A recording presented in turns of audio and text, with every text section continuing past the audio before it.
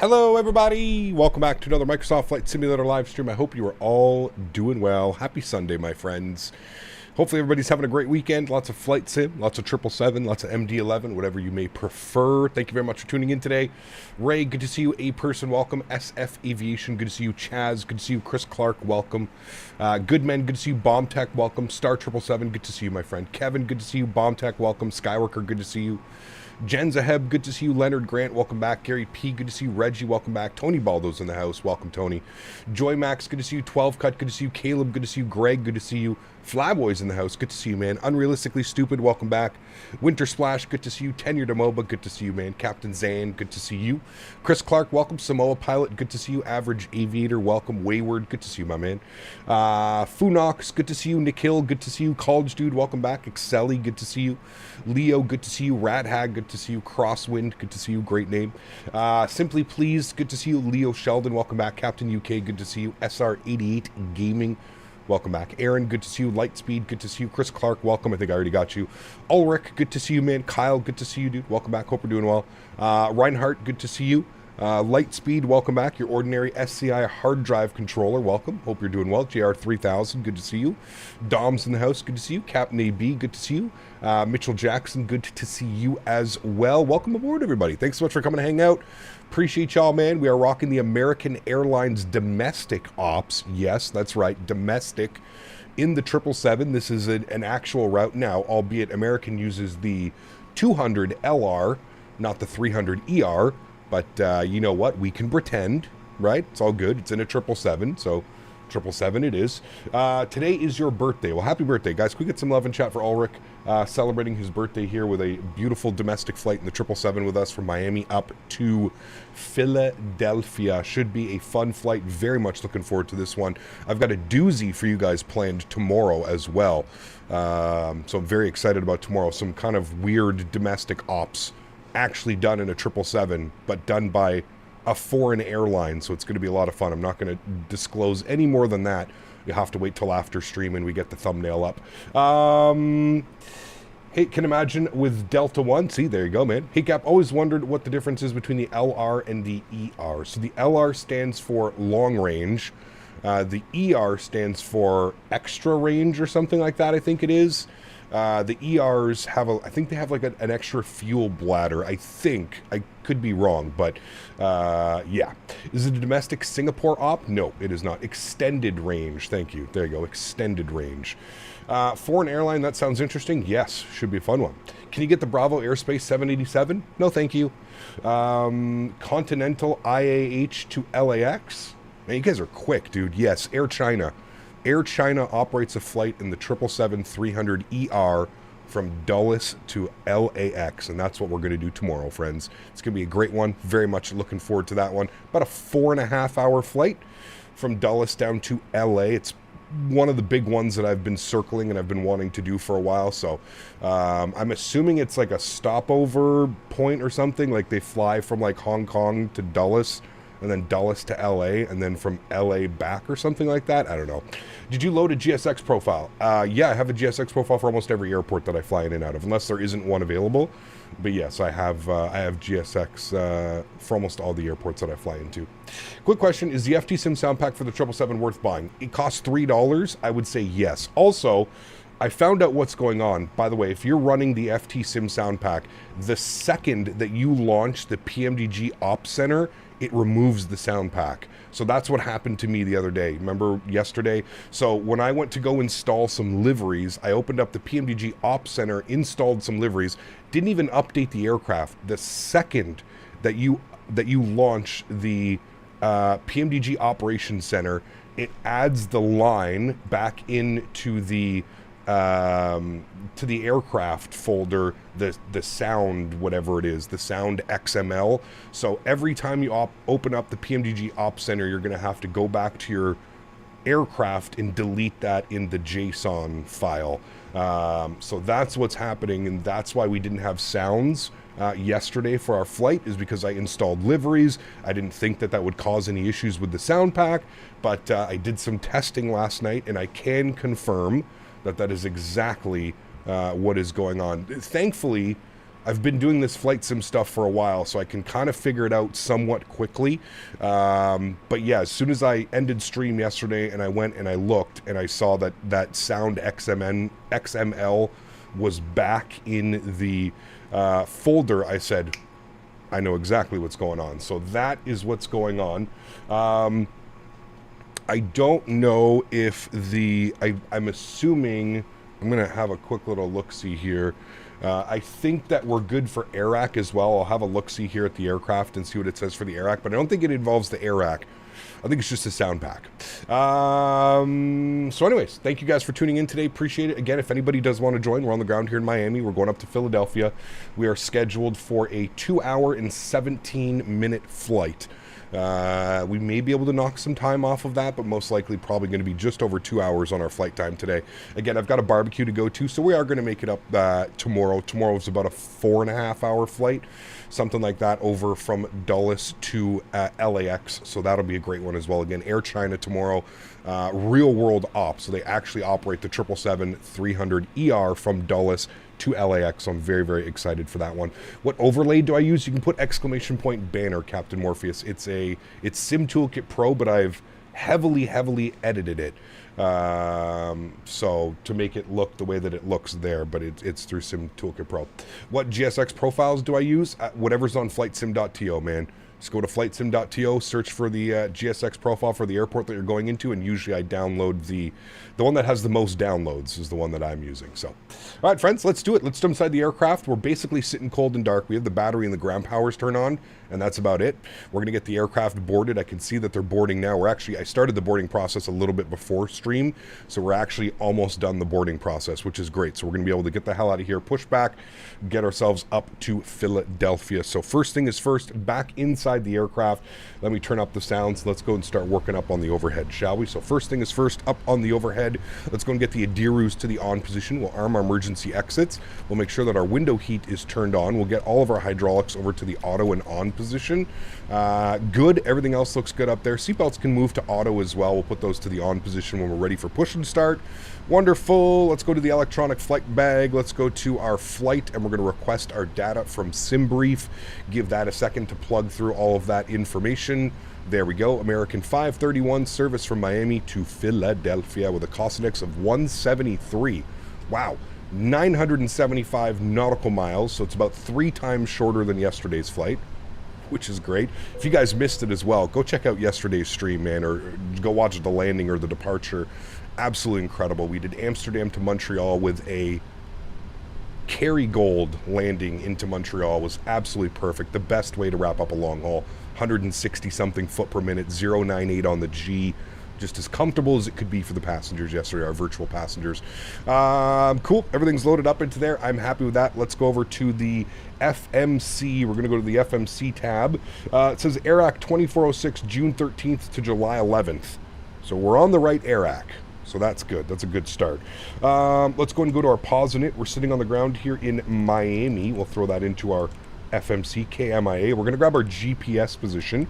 We'll set that for our inertial position. Good. Let's go to our route tab. We're going to do our route request. Good. You can see SimBrief route from Miami to Philadelphia. That's exactly what we want. So we'll select that one. Good. We're going to go and set payload on the aircraft. Good. We're going to go and set fuel on the aircraft. Good. We're going to go to select route. Good. We're going to give that a second to run through its stuff. We're going to do our route request. Good. Again, give that about 10 or 15 seconds to run through it. Just be patient with the FMC. You can see it changes to route request sent, and then it'll go ahead and tick over and give us all. Really glad to see that you're finally doing flight sim stuff. I've fallen out of it personally, but it's something that I've had close to my heart. Well, I've been doing flight sim stuff probably nonstop for about the last 7 years, man. So if there's anywhere you can go to rely on quality flight sim stuff, it's right here, my man. I ain't going nowhere. Ain't going nowhere. I love flight sim way too much, man. My landings are always 400 to 600 foot per minute. Do you have any tips for better landing? Practice. You're only going to get better by practicing, man. That's really the only thing. It's like riding a bike, driving a car, all of those things above, right? You're only going to get better with practice, practice, practice. That's how I've managed to kind of successfully figure out all of these airplanes and land properly, if you will. Again, it's not always so much about the touchdown. It's more so about where you're touching down, making sure that you're on the 1,000 footers, 1,500 footers. That would be the goal. If you're landing at 400 feet per minute, but you're consistently in the touchdown zone, then you're already one step of the way there, right? Does that make sense? Cool. Let's clear all of this out. Wind, perf, uplink, all that's good. We're going to go ahead and load our flight plan. Good. Give that another second. You can see Route 1 uplink is loading. Give it another 5-10 seconds, and then we'll go ahead and activate and execute that bad boy. Parsa, good to see you, man. Welcome back. Hope you're doing well. I was watching the Daytona 24 race yesterday. Nice. Hopefully you enjoyed that. All right, let's activate and execute our flight plan. Beautiful. All of that is in there, friends. We are good to go. Let's go to our departure page here today. Let's go and take a quick look at the weather. I looked at the weather earlier, but let's go to Miami. We're going to go to weather. We can see winds are 120 at 8, 10-mile visibility, scattered at 25, broken at 65, broken at 25, 32 degrees, and the altimeter is 3000. Good. That means we're departing 8 right, friends. I think it's 8 right that we want, right? Yeah, 8 right. So, looking at SimBrief, SimBrief wants us on the Foles 3 departure with the Alira transition. And we're going to expect 8 right for the departure. We'll go ahead and execute that. Beautiful. Flight plan is now on there. And then for our arrival into Philadelphia, I believe the winds were blowing out of the east. Winds are 1007, gusting 17. It's always fun. With winds like that, looks like we're going to be landing on the 9s. Now, I believe that they land on 9 right and depart 9 left, whereas the other way, they land 27 right, depart 27 left. So we're going to plan for 9 right for arrival, which is a little bit weird into Philadelphia, to be honest with you. Every time we fly into Philadelphia, we end up getting the 2 7s. So we're going to plan for 9 right today. So we'll come down here. We're going to be on the Jims 4 arrival with the ZJ transition. And we are going to expect the ILS runway 9 right. Now, we're having a quick little look-see at this. Approaches, make sure chat's not yelling at me that they land 9 left. Okay, let's go ILS Zulu 9 right from B Wine. What's the difference between the Zulu and the... Is it only Zulu? I see Victor and Zulu. Converging ILS Victor. No, we'll just go with the ILS Zulu 9 right from B Wine. So the ILS Zulu 9 right is what we'll select, and then MXC is going to be our transition. I believe we want... ZJ is a weird waypoint, yeah. The arrival takes us down here to Jims, or sorry, takes us to Ernie, and then from Ernie we're going to go down like that. So no, we don't want MXC as our transition. Erase. All right, let's try that again. Jims 4 arrival, ZJ transition for the ILS Zulu 9 right, no MXC transition. And we'll go and execute that. Good. Let's scroll through our flight plan. We'll make sure that everything's looking good here. I've got Calda to ZJ. Where is that? All right, so we're going to be coming in from ZJ. Then we've got... yeah, didn't do that arrival in properly. Been having issues with this aircraft recently. Foals 3. No, wait. Hold on. Arrivals, Jims 4, ZJ, 9 right, execute. All right, now let me go to my legs page, and now it should add all of those in. There we go. Now it's got... I've had to, like... I don't know if any of you else have been having this issue. I've had to, like, enter the arrivals twice. Whenever I select the arrival, it doesn't, like, save the arrival. I have to go through the arrival and do it twice.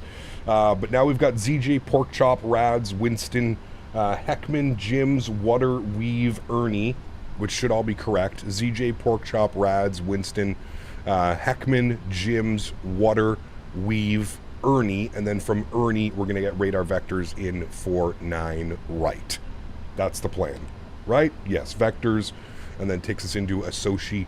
If we go here and we go ILS Zulu 9 right, there's Asoshi and Kelly and Balden, and then in for 9 right. Okay, well, that looks good to me. That's everything that we're supposed to happen. Let me know if anybody else has been having that issue too with the aircraft. So cool, everything looks good there. I'm happy with that. Let's go back to our NITREF. Let's go ahead and accept our performance numbers. Good. We're going to get our zero fuel weight, which is 203.8, so that looks good. Gross weight with fuel 28.8, so everything's good there. Wonderful, looking good there. Let's go to our thrust limits here today. We're going to jump over to the electronic flight bag, and we're going to go get some performance numbers. So we're going to go to performance tool while all of this is going on.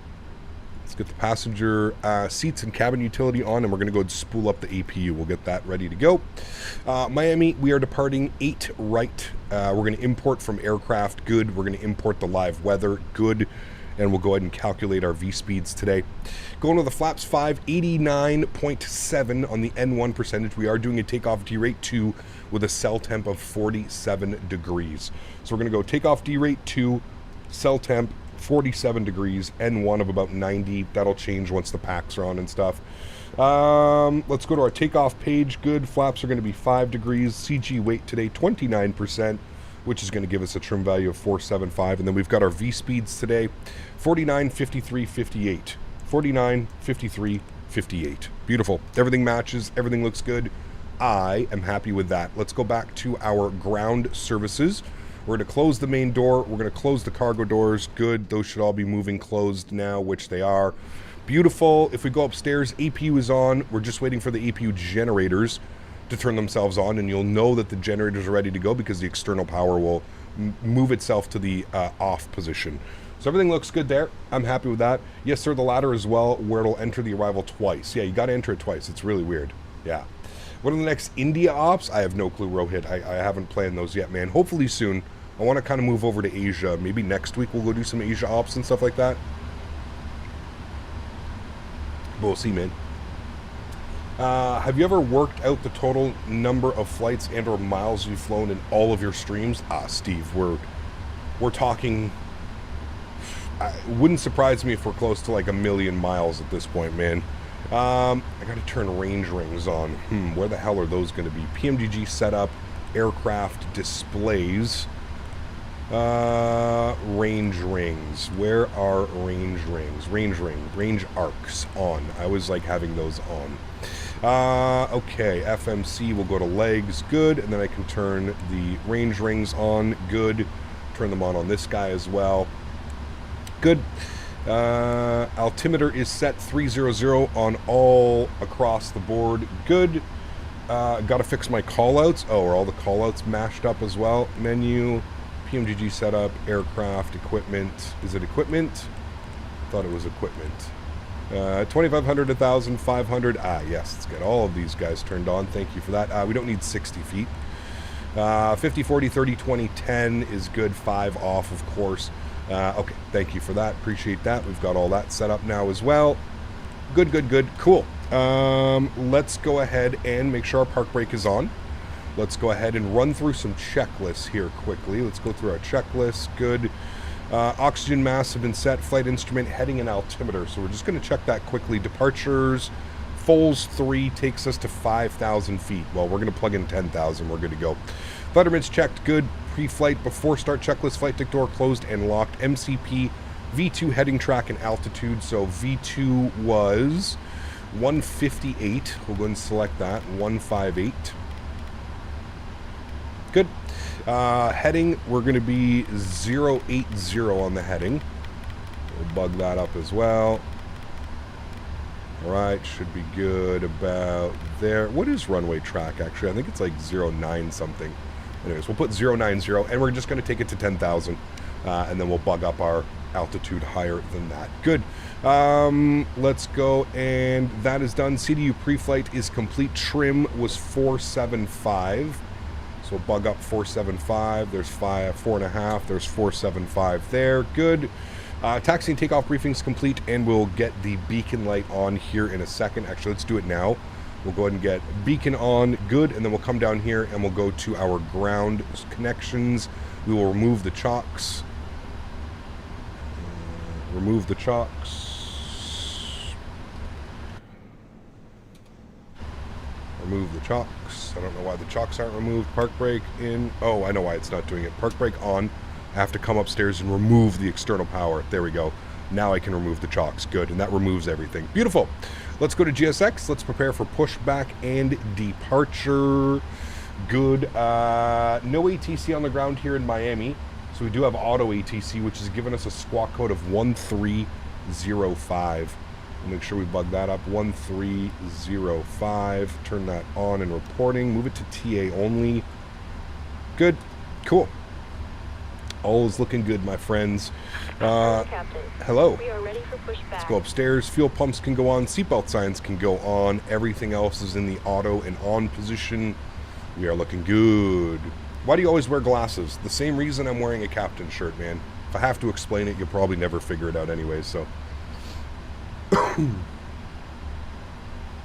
Cap, do you know how to remove the loc fail on the MD-11 while cruising? Just change your frequency.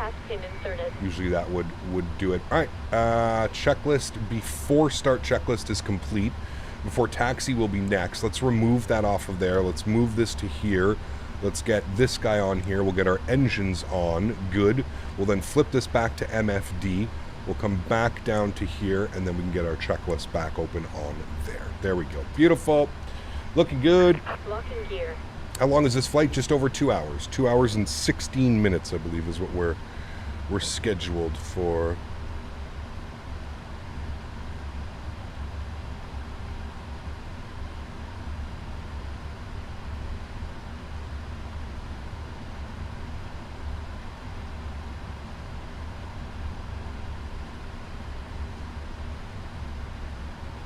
Auto brake is not an RTO, correct. You do not move your auto brake to RTO until you are before taxi. You don't do it before pushback.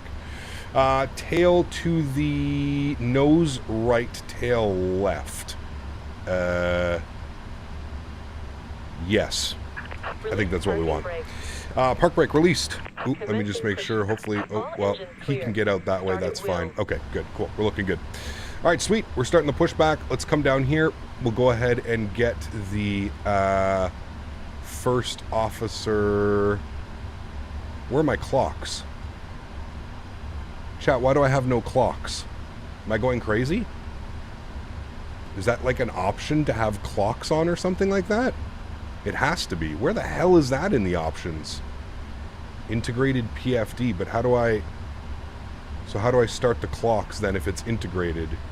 It's on the PFD? How do I... Oh, I see it right here. ET. How do you start the ET then? You just like click on it? How do you start or stop the clock? That would be my next question. Clocks are digital on the left by the mic button.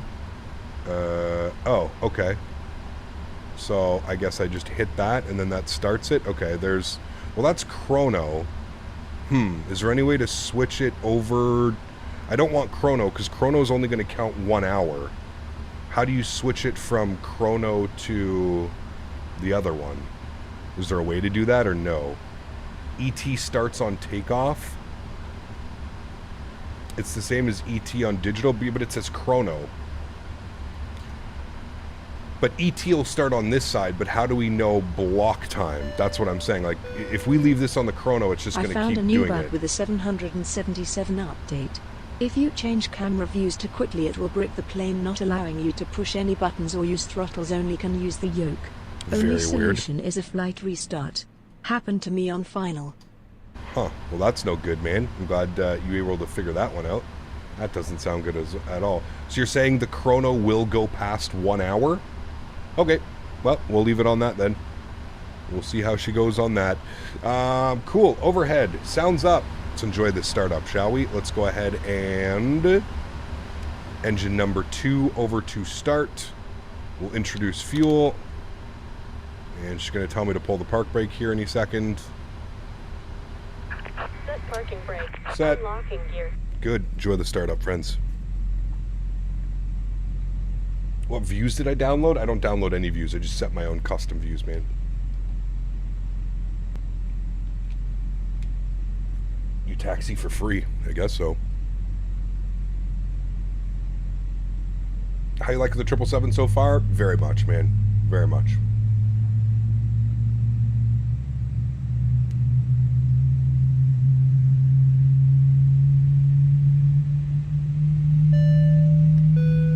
Excavation Nation, welcome back to First Class, man. Huge no floaties to you. Thank you very much for your support. And Blue Crayon, thank you for the $7 donation as well. I'm assuming that's 5 USD. Huge no floaties to you, man. Thank you very much to both you, Excavation Nation and Blue Crayon. Appreciate it, man. Takes longer to download views than it does to just set up and store them.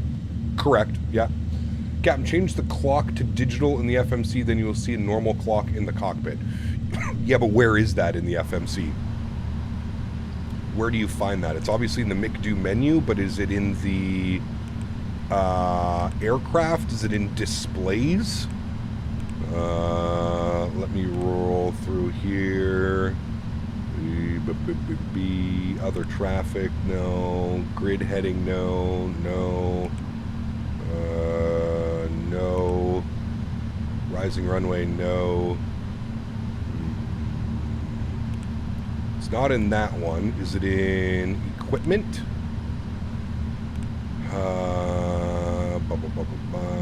Company cost index, that's fine. Nope, don't need any of that. Nope. Nope. Nope. Nope. Nope. I'm assuming it's got to be in here somewhere. No. Flight test package, no. Wi-Fi, that's fine. Ah, clock type, analog. Thank you. That makes me happier. Okay, now, all right, this one's been running 3 minutes now. Good, I'm glad it's kept that. All right, 3 minutes on that one. Good, thank you. Let's go upstairs. Spool up engine number 1. Over to start. Intro fuel. I'll give you a nice wing view here of engine number 1 starting. Alyssa, thank you for another donation. Appreciate you. Huge no floaties. Thank you, thank you, thank you. Incredibly kind.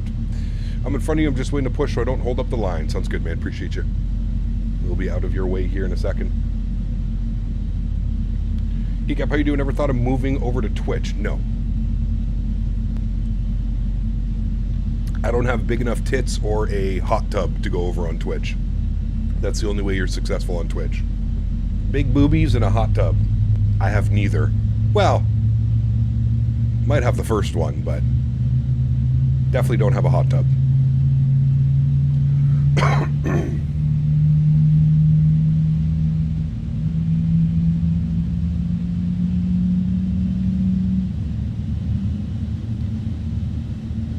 Also, never too late to get one.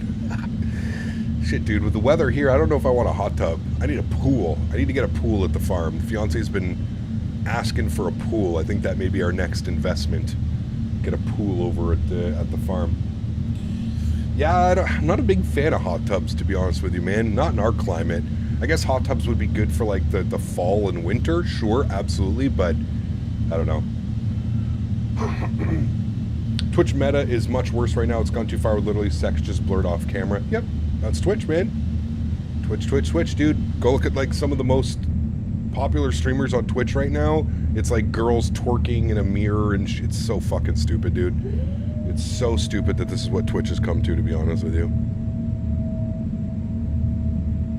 EGAP, are the procedures for rejected takeoff, do you activate reverse thrust? Yes. Unless you have, like, an engine fire or something.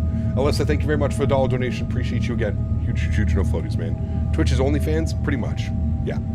So no hot tub for 100K? We'll see. We'll see. All right, flaps are set. Good. We're looking good down there. Let's go to the overhead. Everything looks good there. APU comes off. Good. I'm going to get brightness up on this guy. Good. We'll get our taxi lights on. Good. Flaps are set. Auto brake over to RTO. Anti-ice checked. Recall. Chat taught me this one.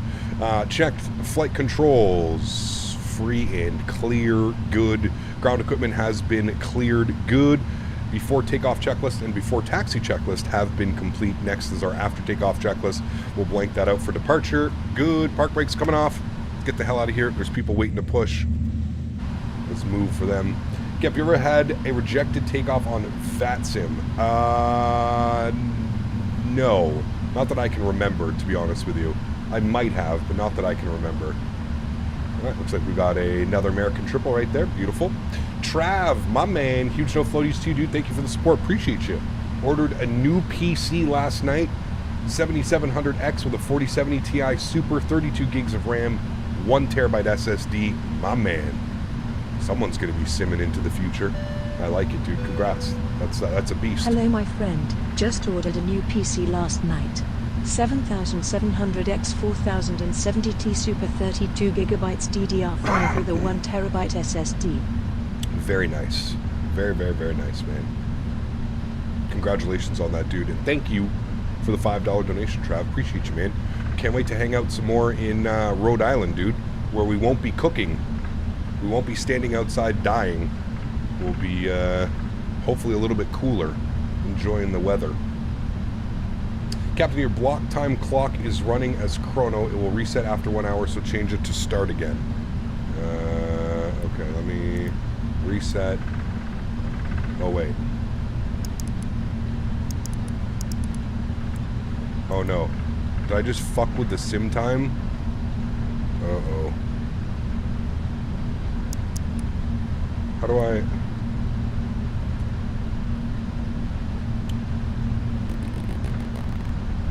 How do you reset it?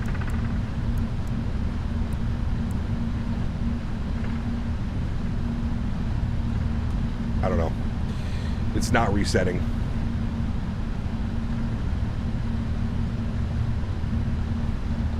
It's fine.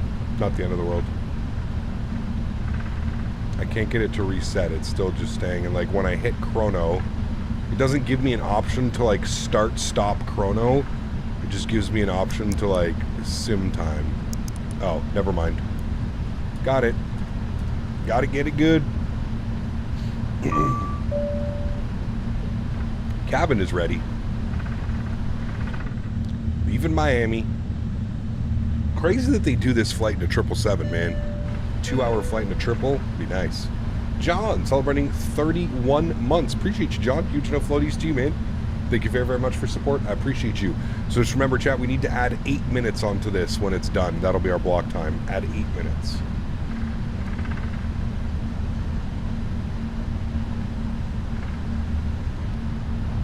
Eight minutes. Hub to hub. Click the pen. Is that a custom pen? I think it's a custom pen. It says Canvas Liveries, I think. It's the guy who made the liveries. This is J'Aviation American Airlines livery, by the way. God, this airport runs like shit, dude. One thing about BM AM World airports is they run like poop.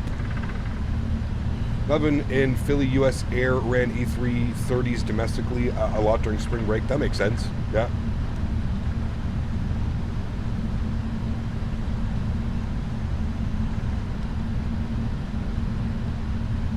Absolutely, Diabetic Cloud. Yeah, for sure. BM AM World Phoenix runs, I mean, all of their sceneries run like poop, to be honest with you. They're just not well optimized, man. That's the conclusion that I've come to. Every BM World, BM AM Sim World, I'm going to try and avoid their sceneries, I think, from now on, and hopefully, I mean, they seem to just be doing like other airports that other developers are doing as well.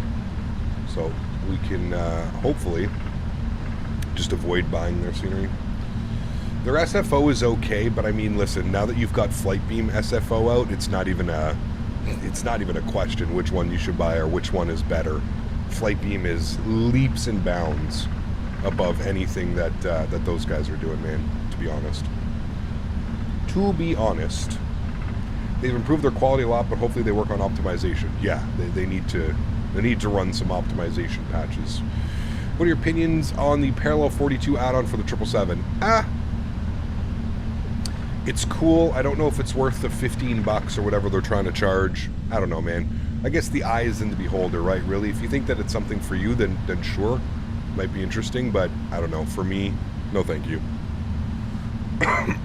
No, thank you. What is our frequency? Should we be on? I'm not hearing any calls, and that's because I am not on frequency. North Complex 18.3 is the departure frequency, or not the departure, but the frequency that we should be on. I'm going to hold short right here. 18.3. Good. We'll tune to that now. Good. Now we should be able to hear everybody. Does anyone else have only 215 passengers max in the GSX profile for the 777? No. Mine has 350 or 340 bomb tech. Make sure you're updating SimBrief.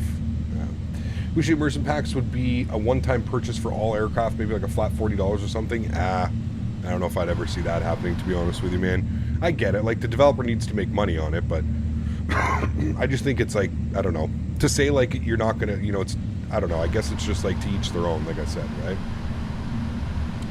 SimBrief says 370, GSX only has 215. That's weird. I could definitely, well, wait. That shouldn't matter. Whatever GSX says, because you just board from SimBrief through GSX. I have no problems. Maybe update your GSX, BombTech? I don't know. I have no problems. We have 323 passengers today, and it boarded it. No problem. Miami traffic, American 531 heavy landing up runway 8 right, Miami. All right, let's get ourselves lined up. All of our lights are on. We're all lit up pretty. We've got the cabin secured. Checklists have been complete. Looking good. And now we can actually enjoy the FTSIM sound pack because I have it installed properly, chat. Yay. Maybe I was just clickbaiting you all yesterday. Have you tried the Xcoder Denver? No need. Flightbeam Denver. Again, my friend, you don't compete with Flightbeam. When it comes to scenery, you just don't compete. There's no competition. Flightbeam is one of the best scenery developers out there, period. So to purchase another scenery when they already have scenery out, it's just silly in my opinion. Are you using Toby? I am. Yes. I am. Ooh, that's going to be a good lineup, chat. That's going to be a good one. See how far we took that? We almost took that. We're almost off the runway. Ooh, that was money on that lineup right there, chat. Beauty. Look at that. That was a professional lineup right there, friends. Don't get any better than that. Are we straight? Okay, never mind. I take everything back. What I just said, that was a terrible lineup. No problem. Nothing to see here. Make a smooth lineup for me. Yep, I kind of messed that up. There, I'll fix it. No problem. Still got to take it out even wider, which is crazy, man. Wider than what we just did. Wild. Wild, wild, wild. All right, we just had a departure on a bus. We're going to give them like another minute. There's no need to stack our airplanes all up on route together. Might as well go to Twitch with that sexy-ass lineup. Yeah, Miami traffic, Grizzly 9618 heavy. Taxi runway 8 right, via Papa. You say Grizzly? Look at all the American 777s. I love it. Miami traffic, American 531 departing 8 right, Miami. All right, joystick cam is going on. Sounds are going up. Let's get the hell out of here, shall we, friends? Let's do it. Advance the throttles. I believe it's to 55% N1. Somebody was saying in chat yesterday. 55% N1, which should be good right about there. Slight nose down pressure. Toga.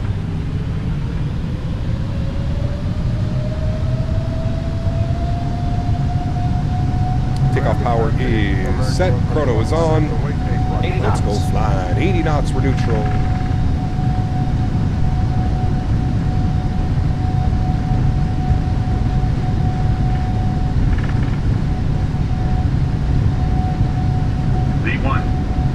Rotate.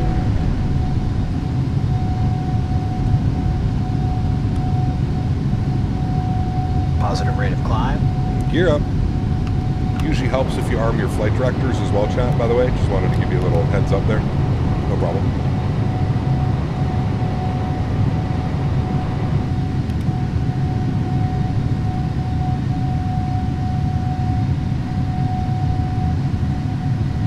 Start that right turn out. Climb power's coming in.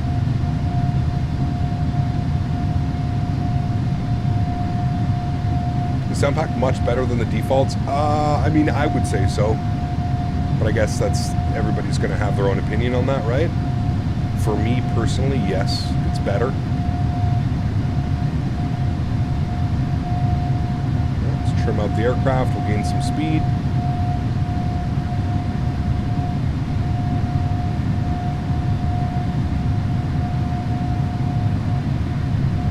Let's go flaps position 1.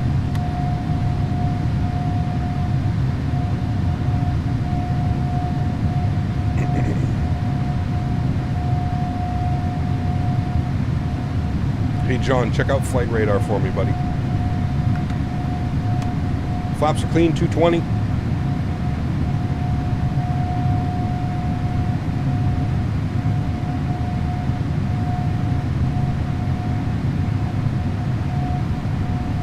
Geek Leody, it's good to see you, my friend. Welcome back. Hope you're doing well.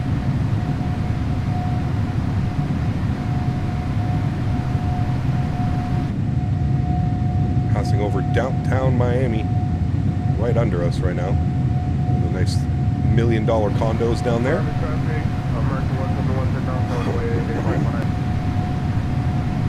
Does the aircraft automatically descend when it reaches top of descent? As long as you've got the, as long as you've got your altitude selected correctly, yes. We're going to 37,000 feet, friends. Let's bug up 370. Also get the nose lights off. We'll get the runway turn-offs off. We'll get the taxi lights off, and we will get the wing lights off.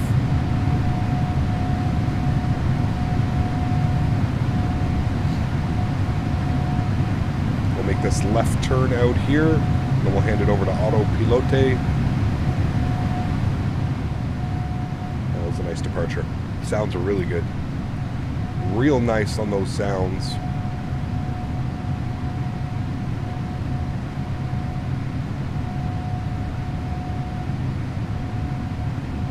Oh, for Fountain Hills. Helen, good to see you. Welcome back. Hope you're doing well.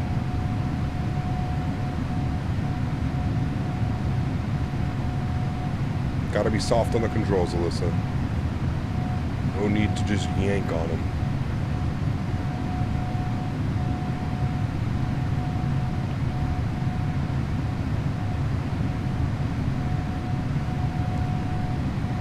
Alrighty, there we have it. Climbing up through 9,000 feet. We'll engage autopilot 1. I'll bring you guys back up into the flight deck and we'll get some beautiful views off the left side of the aircraft as we climb out of Miami. American 1623 uses both 7... yes, that's what I was just going to say. Somebody was asking if this flight is actually used. Here is the real-world flight that happened on the 4th of July.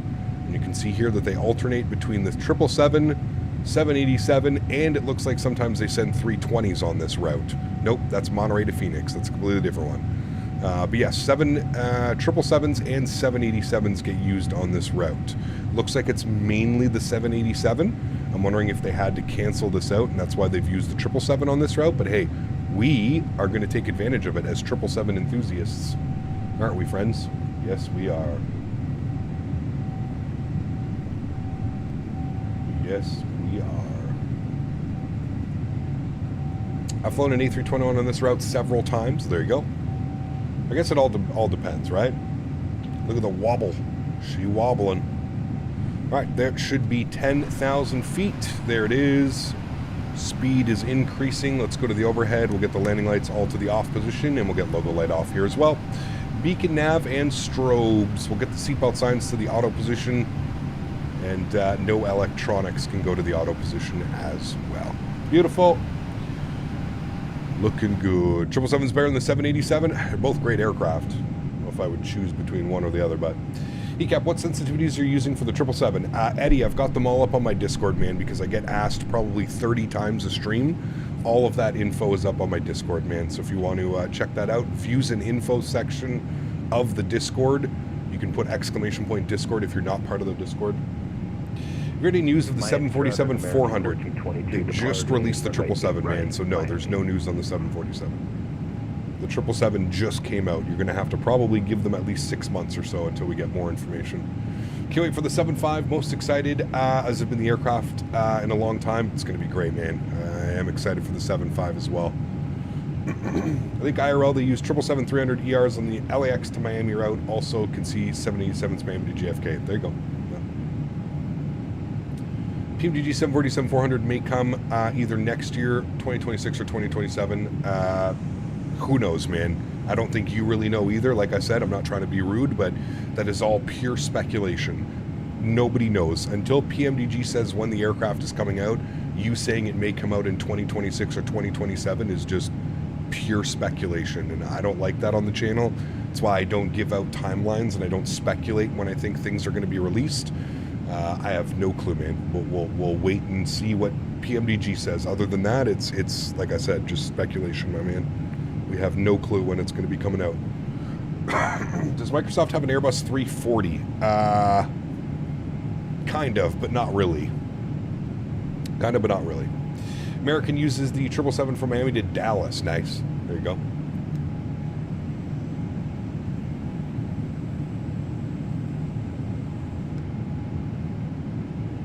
Yeah, I agree, Thomas. That's why I don't like to speculate, because I have no clue, man.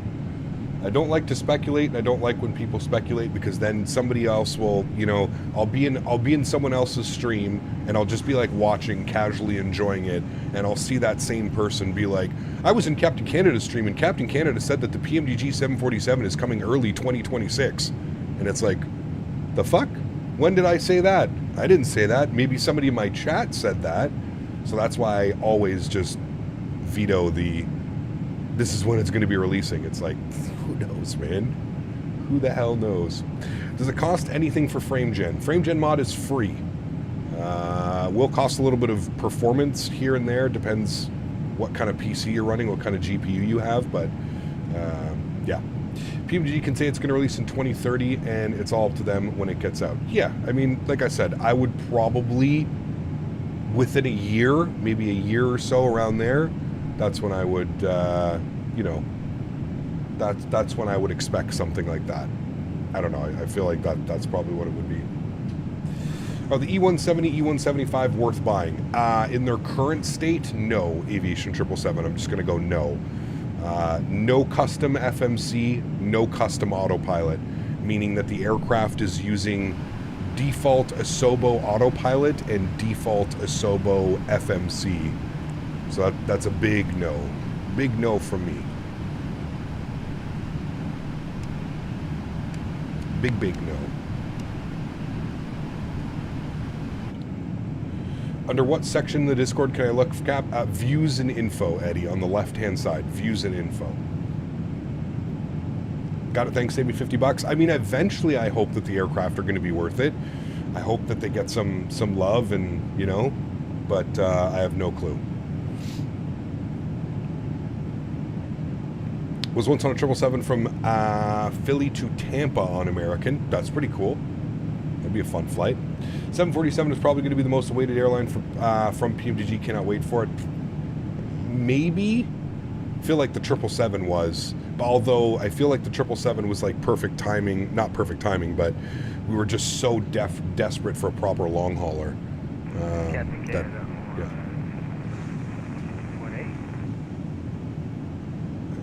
Yes, I'm on 122.8. Once I have VNAV and a custom FMC, I can see it being good for the E-Jets. I agree. Like, it's fun to fly, but yeah. Why is Asobo's autopilot is a no? Because it's just not very good. It's extremely basic.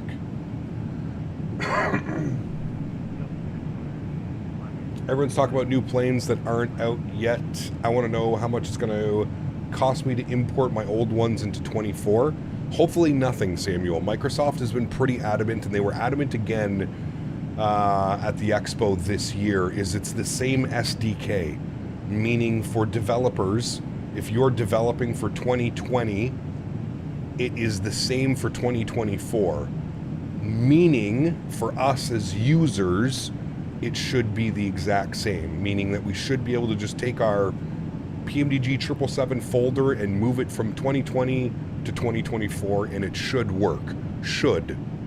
Now, I don't think anybody knows. I don't think any third-party developers have been able to test this yet.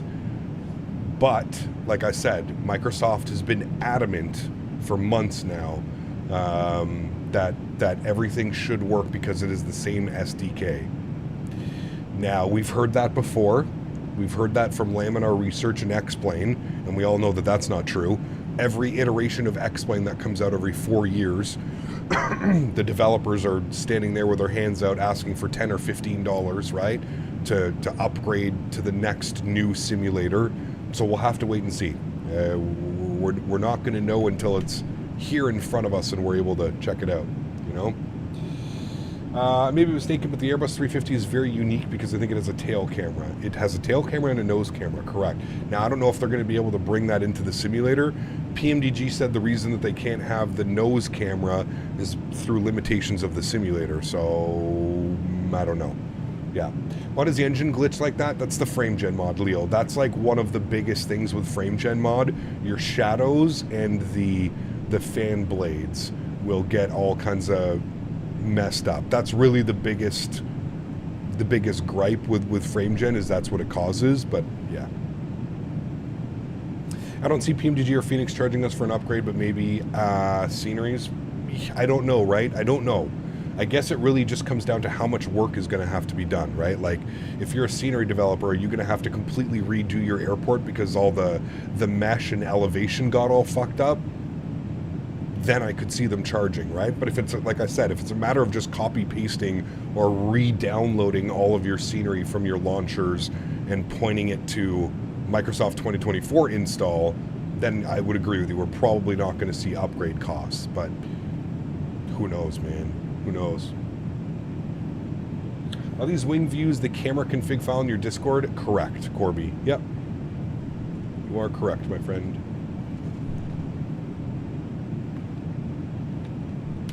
Is the TFDI MD-11 worth buying?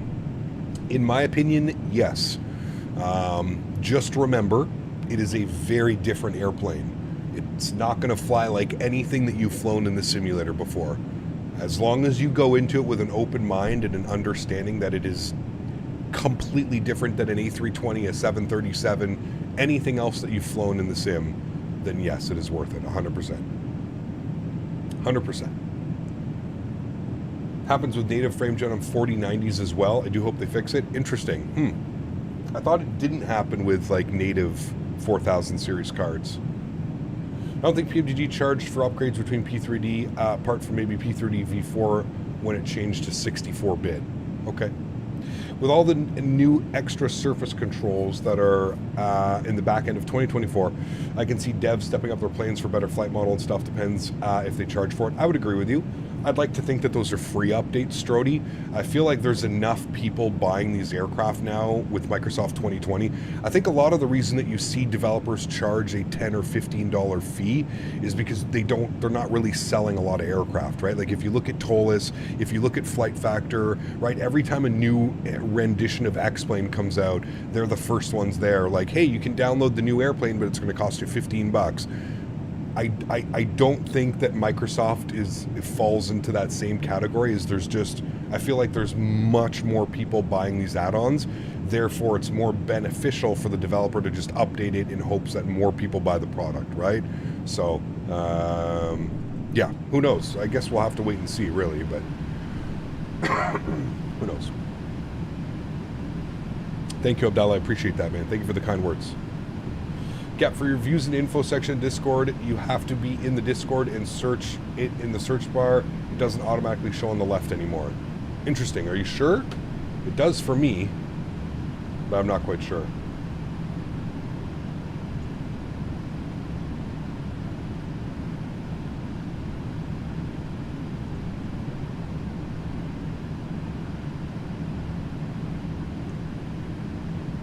It does show for you. You're looking now? Yeah.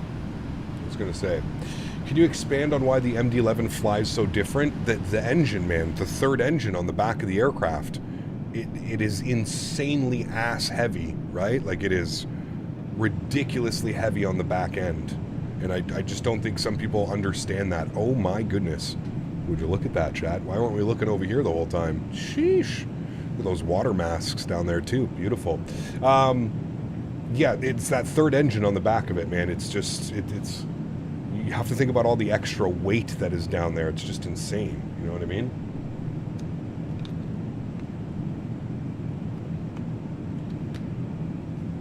Was just downloading the views earlier. It's there. Okay, perfect. Crazy how 2024 will have new lighting engine. Yes, correct. Yeah. Saw some real pilots swearing over the MD-11 because it didn't look good outside.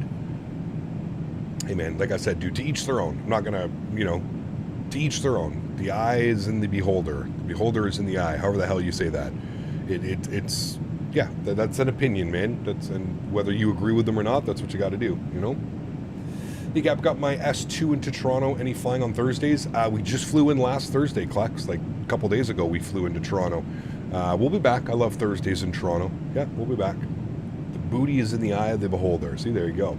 MD-11 also has a very small vertical stabilizer, means that it has to land at higher speeds for it to remain effective. Correct. Yeah, it's very different, but I do enjoy the aircraft. Yeah. How busy was it? It was busy. Yeah, and there was a bunch of us coming in our MD-11s as well, Kleck, so it made it fun. Love the MD-11, but it's very heavy. Yeah, I mean, landing it, you got to flare at like 40 feet. If you're not starting your flare at 40 feet, you're smacking into that runway. But overall, I enjoy it. I believe that we're going to be back flying the MD-11 on Thursday again next week. Doing some ops over in Europe or something like that. Can't wait to touch my hands on the MD-11. It's beauty. Yeah. Myrtle Beach is a beautiful approach. Myrtle Beach is crystal clear. It is. Yeah. As someone who has never seen one in person, looks fine to me. Yeah. What is harder to learn, the E300 or the MD-11? Probably the MD, just because of how weird it flies and those, like we were mentioned, those fast approach speeds and stuff like that. Yeah. Can you open Radar Box and search up American 821? It's a 737 retro. Why would I do that? Sorry, I'm just trying to... What would be the purpose of doing that, USA Emergency Vehicles? It's turned 15, which is awesome. People are awesome on the frequency. Nice. Messed up with the rolls. Not sure if that messed up on my views and info, but for me, I'm not seeing it with searching for it. Very odd. Not a huge deal, but wasn't sure if it was there for everyone or just me. Weird. I haven't had anybody else say they can't find it, College Dude, so you might have, like, clicked on it or something. I don't know. You could use the Cathay Pacific cargo livery, which has the Pratt & Whitney engines, but the flight I'm planning is to do passengers and not cargo, so I have to use the default livery. Cool. Summer camp shirt fits like a glove after a couple washes. Nice. Very good, Mopar. Yeah, you were saying it was a little bit long for you, so that's good. Couldn't fly the MD-11, so I'm flying the MD-80. There you go. Nice. Does DHL operate the MD-11s? Not that I'm aware of. It looks cool. Yeah, usually I don't usually pull up anything like on stream, USA emergency vehicles. I don't even know what you were talking about. Like I don't even have radar box. I don't even know what radar box is. But yeah, usually I just keep it like stream related and yeah. How do you have your rudder pedal set up for the 777? I appreciate you can't open up your settings while online. Mine seem very overly twitchy. Simon, the same as my 737 and A300. I feel like, you know, I could give you my rudder sensitivities. If you remind me, Simon, when we're down on the ground, I can show that. But I feel like rudder sensitivities are something that you just got to kind of dial in. Man, imagine having water masks like that, chat, like everywhere, all over the world. I hope that that's something that they do, man. Having those water masks would just be incredible. Imagine like flying over lakes and you see that type of stuff. Sorry, my ADD brain couldn't keep up there. Yeah, Simon, if you remind me when we get down to the ground, I can show you. But again, I feel like rudder sensitivities, I feel like that's just completely like subjective. I feel like you're best kind of just tweaking things. If you feel it's overly sensitive, take the reactivity bar and put it to like 15, 10, 5, and kind of just taxi around the airport until you feel happy with it, you know? But if it's overly twitchy, the reactivity is probably going to be the one that you're going to want to play with, if that makes sense. Reactivity is the key. Did you change something with the engine sounds? They sound very different from last stream on takeoff, or it's an N1 percentage, only have a sound pack. It's just a sound pack. The sound pack wasn't installed properly. The Pro Gamerins. So the sound pack is now installed properly, and that's why it sounds different. Yeah, don't worry, Simon. Yeah, your biggest thing is going to be the reactivity, man. If you can play with the reactivity and get that set to something that you're comfortable with, that will be much better. I put a little dead zone in my rudders, and it helped along with the reactivity. Yeah, you could add a little 2%, 4%, 6% dead zone.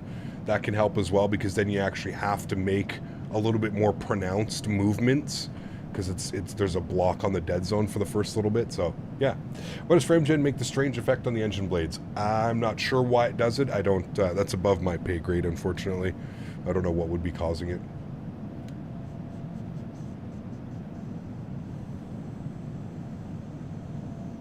Do I have a custom SimBrief profile? No, I'm just using whatever the default one is. SimBrief, and then I use this one, whatever. I pick the 777 on here, and then I just use this one. PMDG MSFS standard config by Ahmeter. He usually makes all of the good, like I have all of his 777, all of his 737 ones, just select that. And somebody was saying like passengers, 370 is the full passengers that it will do for that aircraft. Yeah, that's the one that I use. FrameGen works best on static stuff, correct. Which doesn't really help because we're always moving, but right. Hey Cap, do you only deactivate the airports on add-on linker that you fly, although all other airports are activated? Wait, all other apps? Yeah, all the apps are activated, so like anything that's running in the community folder, like air racks or liveries and stuff like that, and correct. Like yesterday we flew Amsterdam to Montreal. When we were done our stream yesterday, I unlinked Amsterdam, I unlinked Montreal, and I linked Miami and Philadelphia today for those flights. So correct. Every time, at the end of every stream, I usually unlink and then relink the new ones. My GSX never loads all my passengers with 777. I have like 370, it loads 220. You know what's crazy, Skyworker? Somebody else was saying that today. You're the second person now, Skyworker. Somebody else was saying the same thing. They're having an issue with it. I haven't had any issues like that. It loads We had 323 passengers today, and it loaded 323 passengers. Is your GSX up to date? That would be my only thing. Is your GSX running on, I think it's 3.07 or 3.06? I can't remember which one, but yeah. It was Bomb Tech that was having issues with that as well. 747-400 with the Rolls-Royce engines are sexy. Something about the yellow spinners. They are beautiful. I agree.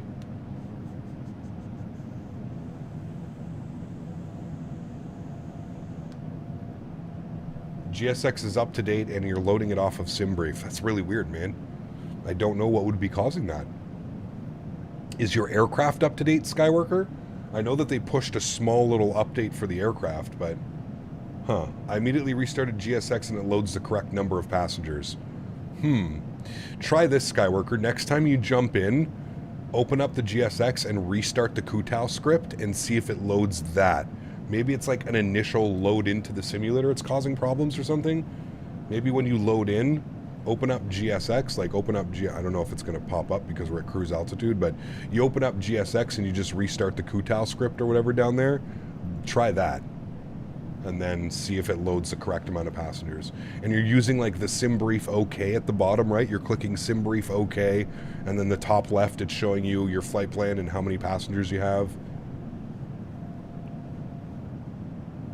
Correct, BombTech. It's been doing that for me as well.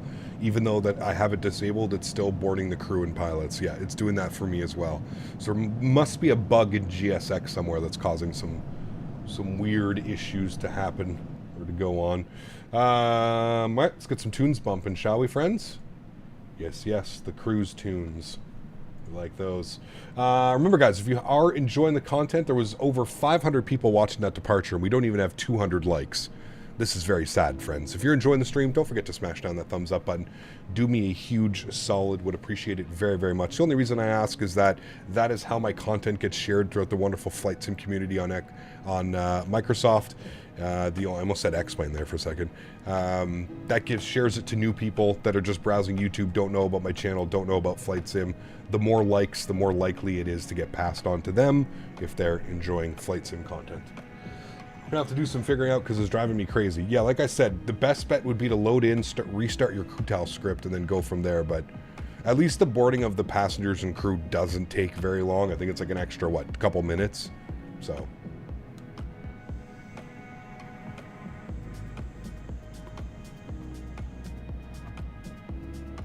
Just got back to rainy England from a holiday in the Caribbean. Whew. How long was your flight, Martin?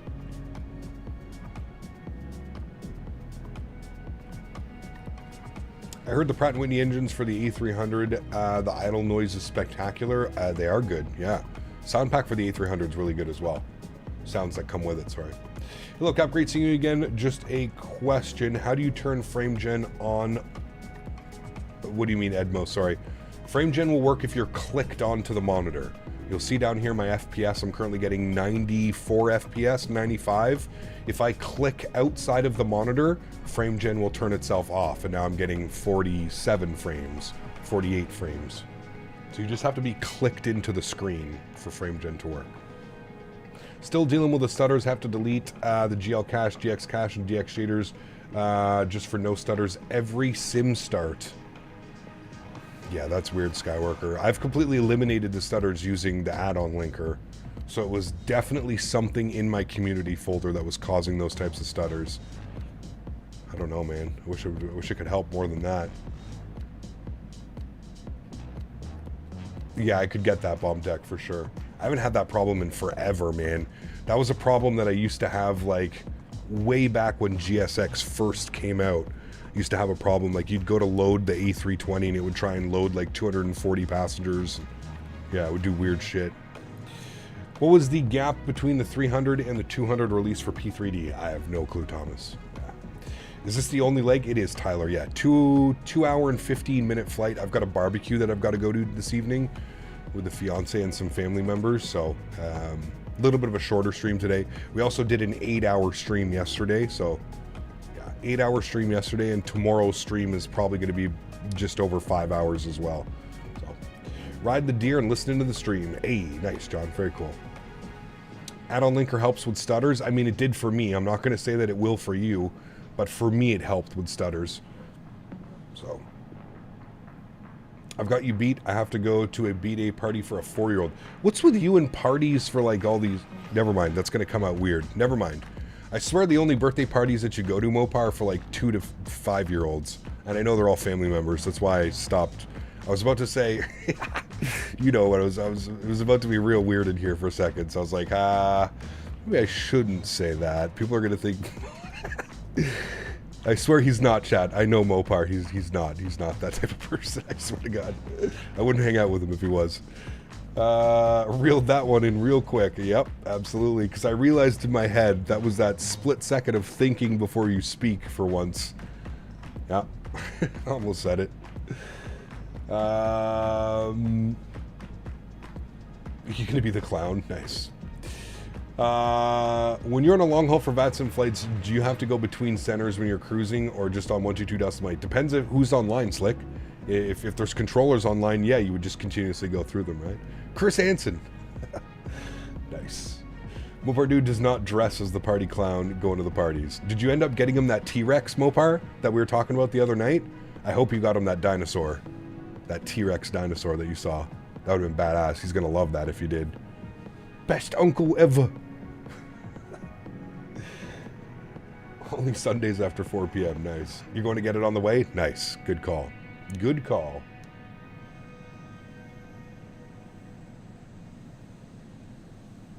So anybody know where or how to disable the pilot response warning thing in the 777? No, I haven't had that on yet. I don't know how to turn it on or off. It's got to be in the settings somewhere, Ethan. Samuel. I would go to the PMDG setup and then options and probably simulation.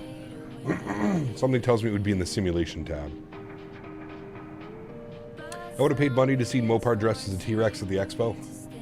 Got to get something for his little brother as well. I feel bad only giving him a gift. You got to give him like the nice gift and then you just like, you know, kind of hand something over to his brother.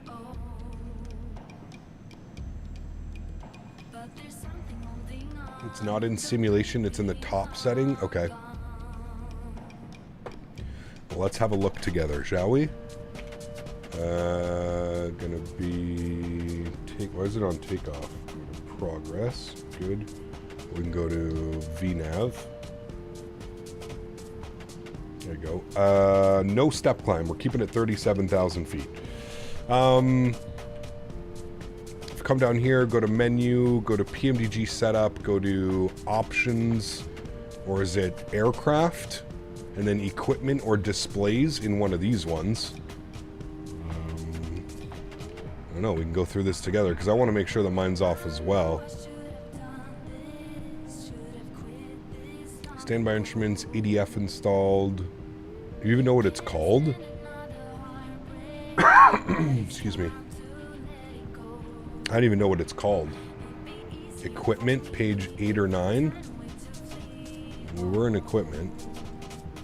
It's definitely not 8. It's definitely not 9. It's definitely not equipment, page 8 or 9. That's for sure.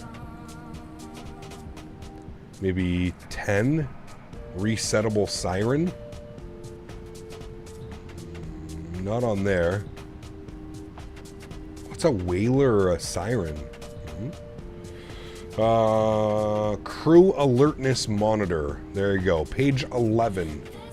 Crew alertness monitor. Off. No.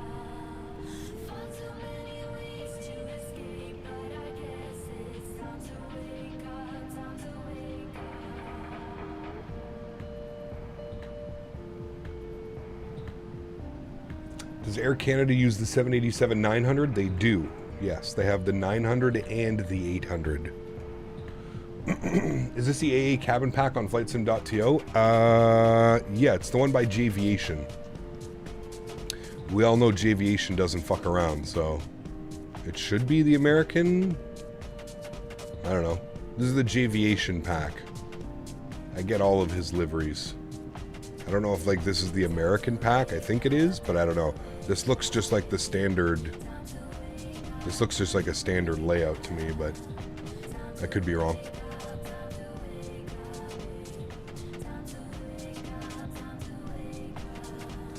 Wait, how do you do that? I can't open my cockpit door and see the cabin. You should be able to. Just find the unlock door button.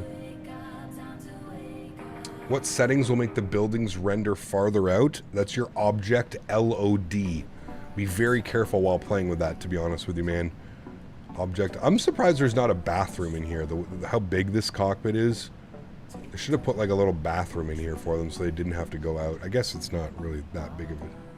The bathrooms are right there, but... Oh, that's the crew rest area? So it's in there. Interesting. Okay. I thought it was like towards the back. What airplane is it like towards the back of the plane? Stink up the pit? Oh, man. That's the one, Samuel. Yeah, you want to turn that off.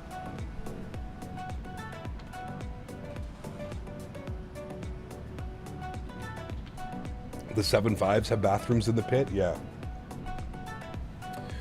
Hey, Kyle, I'm going to delete VGGF files that you told me inside each of the scenery folders. I thought we just had to delete the master VGGFs in the community. No, you got to go and delete out of all the sceneries, correct. And then that should solve your problems. Yeah. Pilot crew rest is just outside the door. Cabin crew is in the back of the plane. Got you. Okay.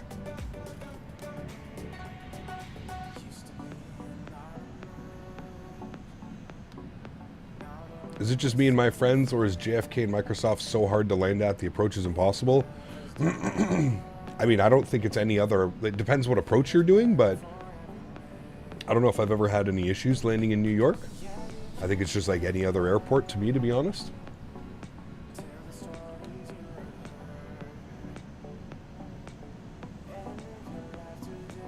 Technically, you can go wherever you want. True.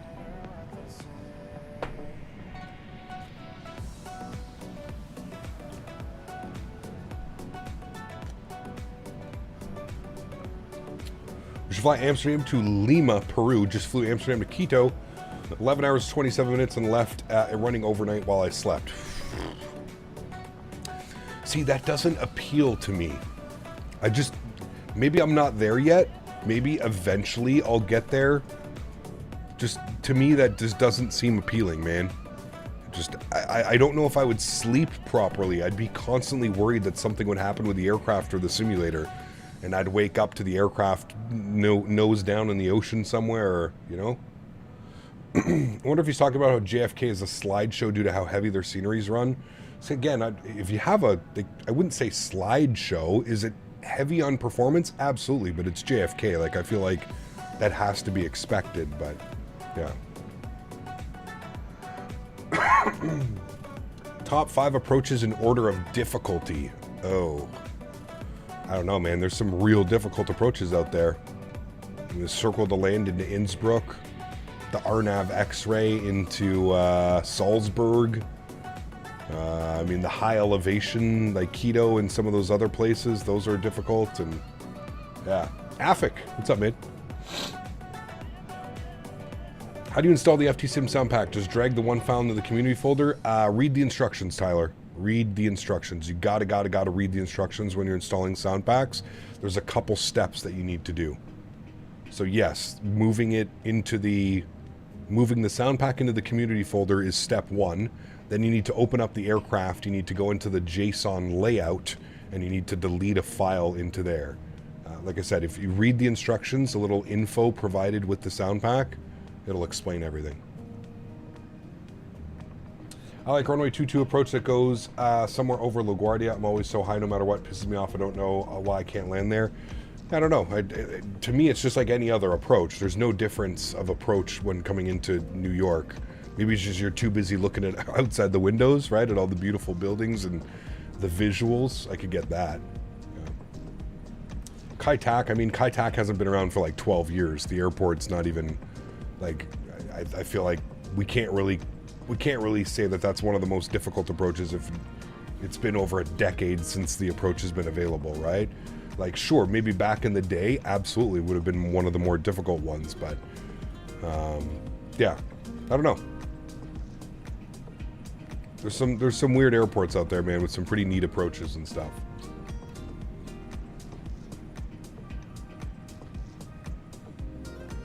It's 12 hours of donations, so I think it would be worth it for you.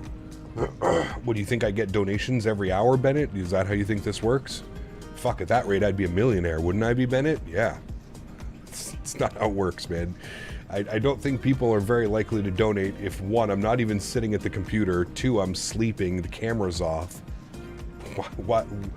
I want to know what makes you think people would be willing to donate to that type of scene that they would come on to. It's an interesting logic. MHTJ is very tricky. Yeah, it was Tongkonkton, isn't it that one?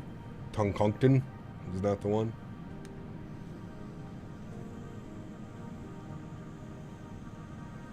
I think people would donate to a Captain Bedcam. Yeah, well.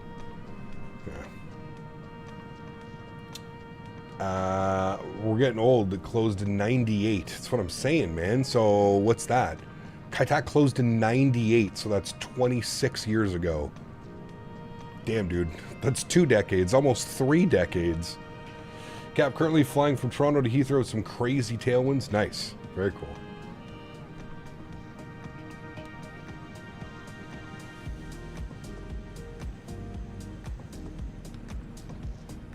I would have loved to have flown into that airport, man. That would have been crazy. I still want to, at some point in my life, I still want to fly into Innsbruck. Even if I get the localizer 2.6, I still want to fly into Innsbruck. Saint Martin, that one's like high on the list. I want to fly down to Saint Martin. Even if I go for 4 or 5 days, I want to go. It's gonna happen within the next couple of years. I can feel it.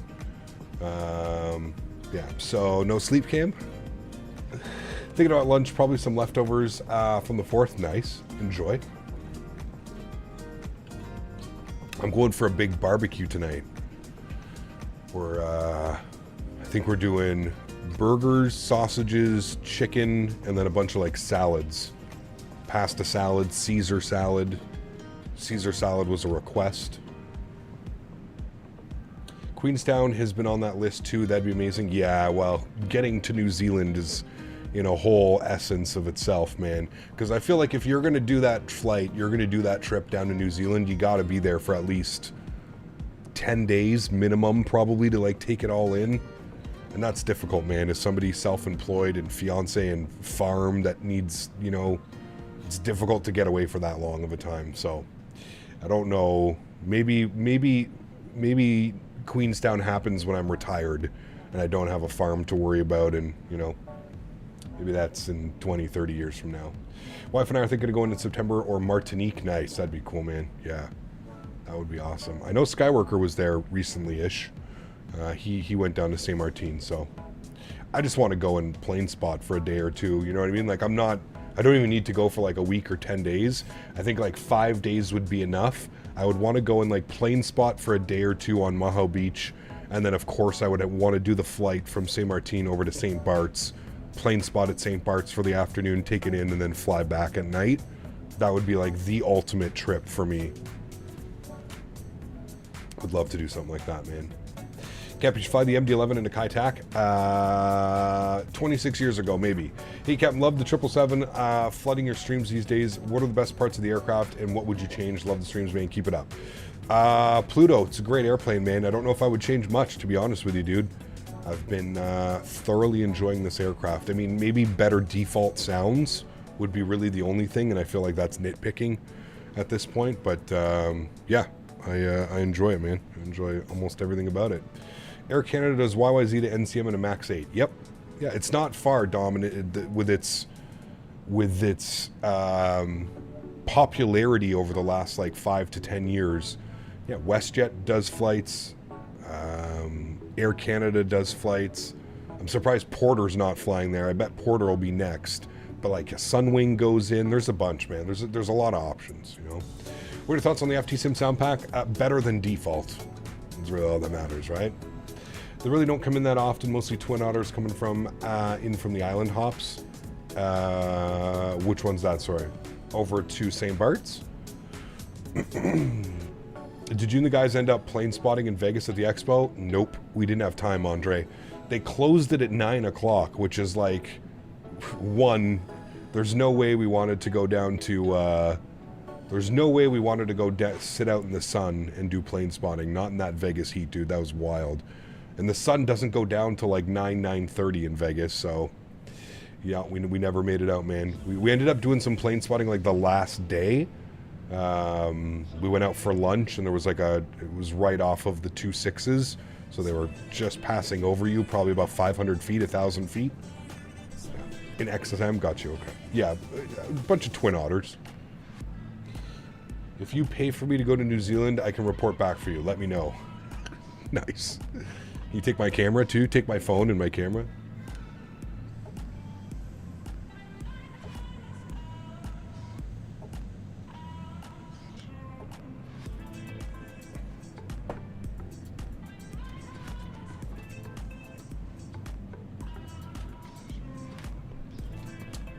Yeah, you'll stop in Ottawa? Because that makes sense. I'm pretty sure there's direct flights from Miami. You could drive to Miami and probably go Miami, Queenstown or something. Or you'd have to go like Miami to Dallas or Miami to LA or something.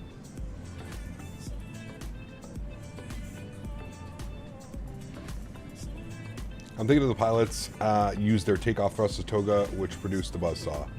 So are you having a conversation with someone, Boeing fan? I'm very confused. We'll get a Discord call to get the details. Oh yeah. I'll just give you my credit card information right now. You ready to write it down? Give you my credit card and the last 3 digits on the back. I'll just provide you with all that information now. He goes, yep, I am. Let me scroll down here. Let's see what our plan is doing. Legs. I'm going to make sure that it did this properly. It's not doing anything weird on me. There's top of drop all the way around. And then radar vectors in. All right, cool. Everything looks good to me, amigos.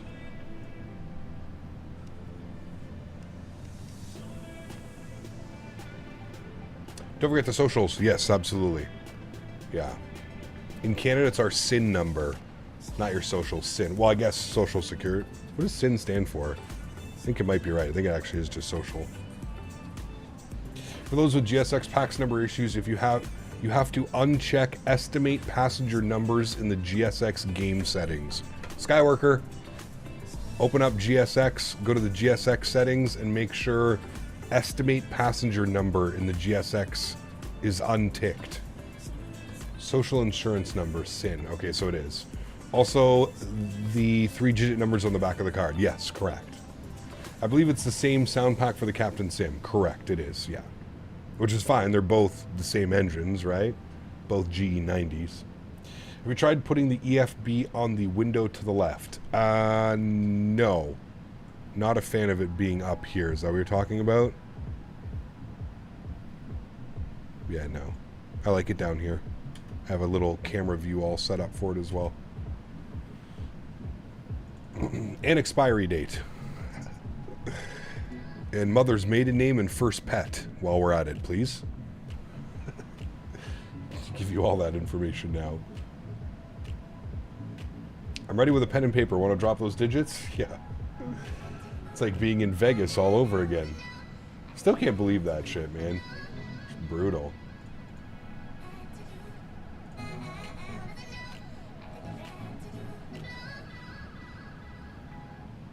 Too soon.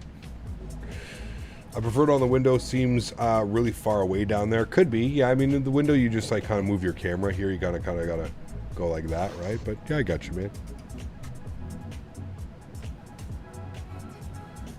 What is there to do in Providence outside of the expo next year? I don't really think there's anything else spectacular to do. I'm not really familiar with Providence and Rhode Island. I know that there's quite some history there. If you like fishing and water, there's beaches and you can go out fishing and you can do all kinds of, like, there's a lot of water activities, being that it's right on the ocean and coast like that.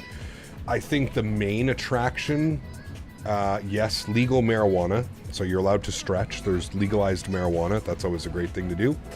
I think that the bigger things would probably be day trips, man. Day trips down into Boston, day trips down into New York. I think that's probably going to be more like the the big appeal and the food. I know that food is pretty, there's a lot of like history with food and stuff like that, so seafood would be good. But yeah, I would say probably the trips, man. Trips down to, you know, like New York, Boston. I know that a couple of the guys and I were talking about doing the going down to New Haven, Connecticut. And New Haven's like the pizza capital of the world, right? They have like there's like 3 or 4 pizza shops that like I've seen on like numerous reviews and like people saying, so I would like to check that out, you know. Yeah, Boston is way closer. Boston's like an hour. Google what to do in Providence. TripAdvisor has 15 things to do, and it's been updated for 2024. There you go. There you go, man. I mean, for me, I could spend a solid day just sitting at the beach, man. Just bring me a bunch of stretchables and some nice cold beverages. Catch me at the beach or on some pier sitting for hours. No problem doing that. New York City is kind of far for a day trip. Isn't it like 3 hours each way? I thought it was about 3 hours each way. Very doable, right? You leave in the morning, you drive the 3 hours, you get to New York, you mess around, you go see some of the sights for a couple hours, then you're in the car, and then you're on your way back. So, I'm just glad it isn't going to be 23,423 degrees. Correct.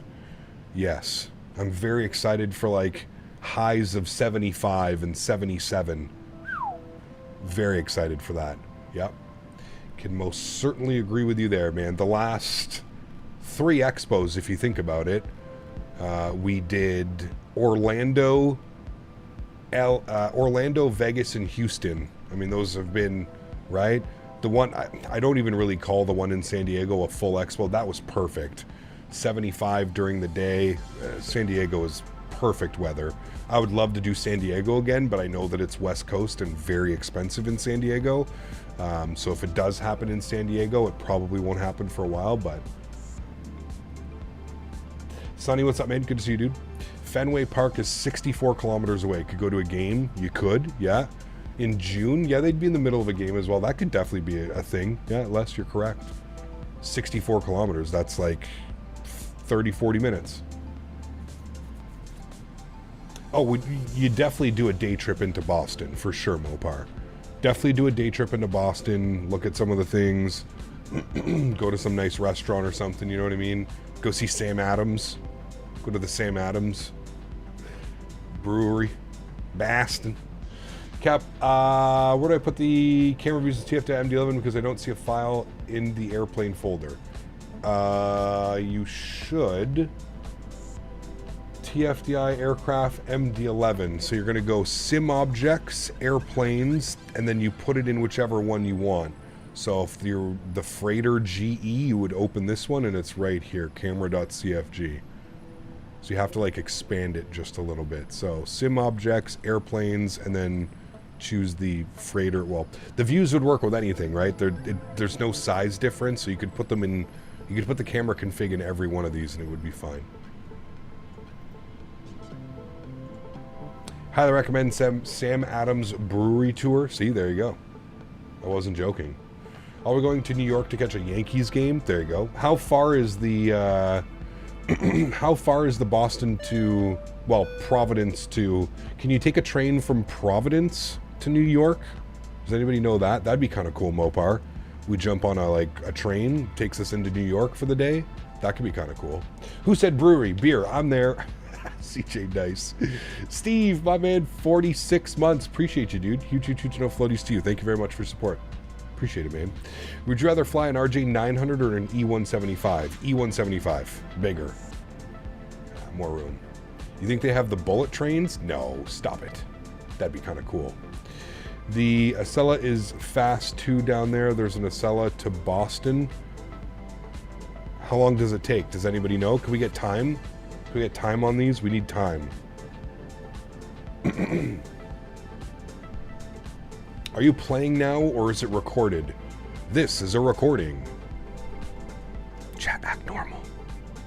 Act normal, chat. This is a recording. BombTech, 16 months. Appreciate you, my man. Huge no floaties to you. Thank you very, very much for support. Really do appreciate you, man. 3-hour train ride. Can I get out and take stretch breaks? Like, do they stop long enough for you to, like, jump outside and have a quick little puff and then back on? That's if you don't get delays? Yeah, exactly. But wait, the train is the easiest, drops you right off in the city? I mean, that would be badass. I mean, I'd be so down for that. Kramer style.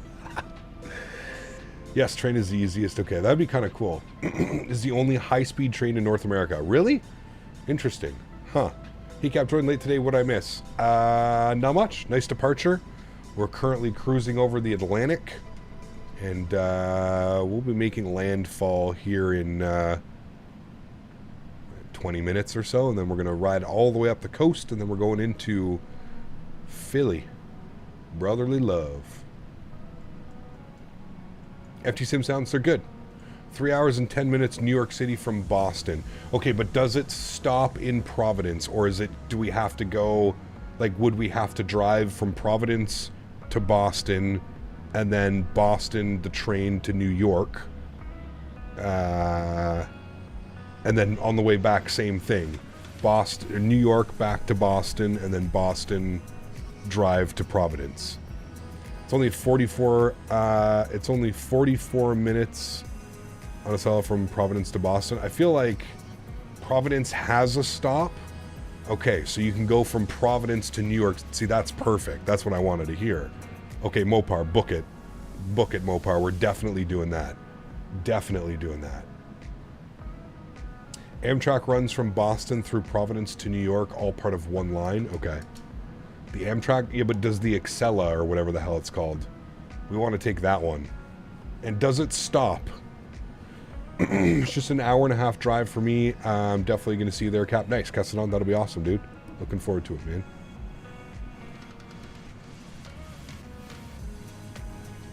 Like, can I get off and have a quick stretch break and then jump back on the train?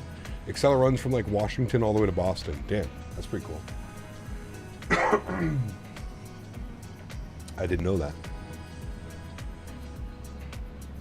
Or are the stops like 3-minute breaks just to let people on? I mean, I could get a lot done in 3 minutes, chat, let me tell you. Kappa. I actually hang out with you guys this year. It's cheap for me to get to from PA to Rhode Island. Should be, yeah, for sure. The dates are June 28th to the 29th. 28th to the 29th.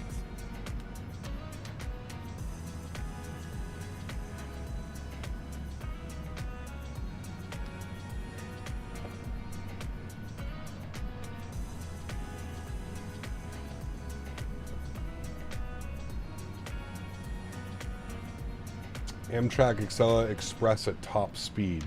Oh, Mopar said, Jesus. You could have warned me, by the way. Almost died. Remain behind yellow line. Please stay behind the yellow line. Remain behind yellow line. Yeah, because that thing will kill you. Look at how fast that shit's going, dude. Wow. Train approaching. Train approaching. Behind yellow line. Please remain behind the yellow line. Oh, hell yeah, dude. We gotta ride that. Come on. That's how, you know what? That's how we get Smitty to the expo. That's literally how it happens. Smitty, you want to go to the expo? No. We're gonna ride a train. Oh. Imagine Smitty in New York City walking around. Oh, man.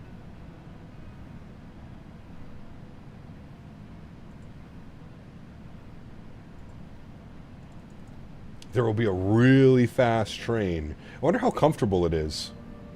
I wonder if it's like a comfortable ride. I'm assuming it is. If it's high speed like that, it probably has to be.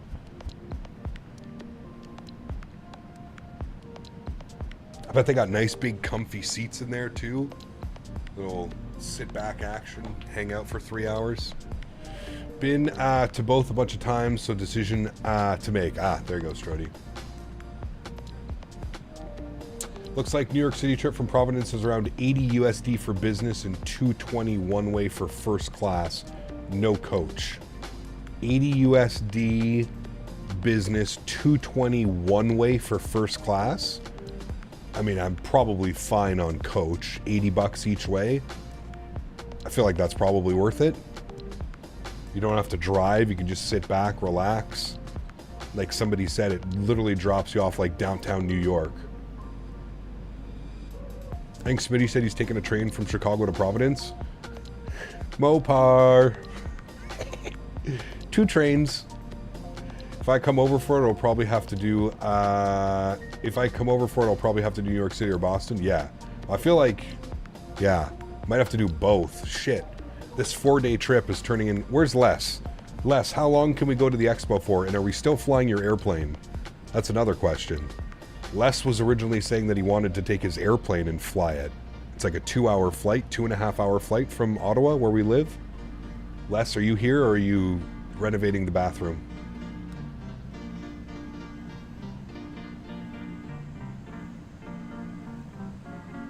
Yeah, but how long could we go for? Are we good to go for like 5 or 6 days? You can square that amount of time away with it. He kept always get an error link message when I start the wind update in the FMC. Do I have to do something? Is it linked with your... is it linked with your... it should be linked with your sim brief. You shouldn't have issues. Should be, quote unquote. You're here for about to say, okay, well, I was just going to say, is the plan to still take the airplane down? Like, we're not flying commercially. I was looking at commercial flights the other day. It's only like $500 or $600 round trip. And it's Ottawa, Newark to Providence. Okay, so if we do that, if we fly, I'll get a rental car then, Les. We'll do it that way. Or like, how does that work with cars? If like, that is boring, I would agree. Yeah, it's much better to fly your own airplane down. Hey man, I ain't arguing with you. Now, another question with you and I and like actual like bags for a week, right? Like a suitcase and a little backpack. Are we under the weight limits or what are we doing? How are we looking at weight wise? Are we gonna have to stop and get fuel somewhere? Weight is fine? Okay. We'll fly into Providence or one of the other close places. Okay. And do they provide you with a rental car, Les, if you keep your airplane there? Or am I thinking like bougie, that's for like bougie people? Like, is there a place for us to get a rental car close to where we would get... Because you'd obviously park at an FBO, right? You'd park at like Signature or something like that. I don't know. I don't know anything about this. So... they'll work that out for you? Okay. They park your airplane... to park your airplane, your own airplane, would it be expensive? They have pretty decent rates at most of these places. I guess it depends where you park it, right? Yeah, there's a fee to park the aircraft. I'm sure Les can probably provide you more info on what it costs to park an airplane for a couple days or something, but yeah. You can get enterprise rentals almost anywhere near the airports. Okay, interesting. I guess, Les, what we do then is you find the cheapest... I guess you find the cheapest landing fees, right? Then you fly into that airport, the closest to Providence or whatever. I mean, I don't know what airports are around Providence, if there's any GA airports or anything. I'll leave that up for you. I only do the radio comms, right, Les? That's my job. I'm proper FO, but I don't fly, I just do radio.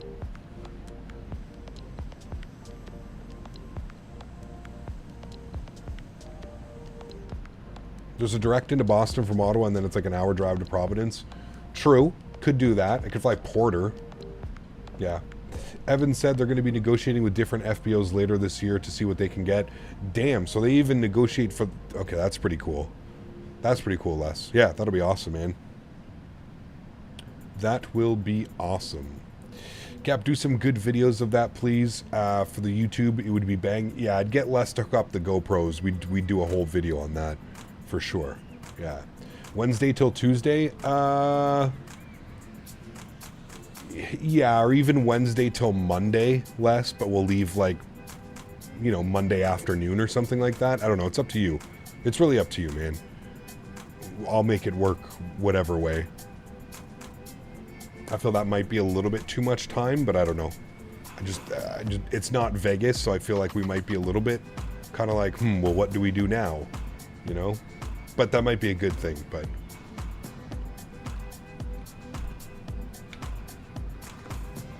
Yeah, book the plane for that long, Les, and then, like, worst comes to worst, we leave Monday, right? It's, what is it, a 2.5 hour flight, you were saying? 295 nautical miles, so... yeah, what, 2.5 hours? Maybe 3? Gone too high on the approach, but I managed to land it smoothly. Nice. Edward, what's up, man? Good to see you, dude. Welcome back. Hope you're doing well. How badass would that be, Chad? I get to fly my own private plane into the expo. You'll definitely have to make a video on that. 2.5 hours is a good number. Yeah, so it's like, it's essentially like from here to Toronto City, right, Les? Like, distance-wise, I think that's how long it took us to get to Toronto City. Not on the way back, because we had that tailwind, but on the way there, it's about 2.5, almost 3 hours, right?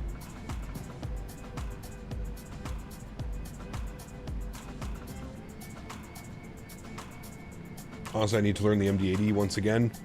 When you don't fly those older airplanes for a while and then you jump back into them, it's a little bit, yeah, can take some practice sometimes.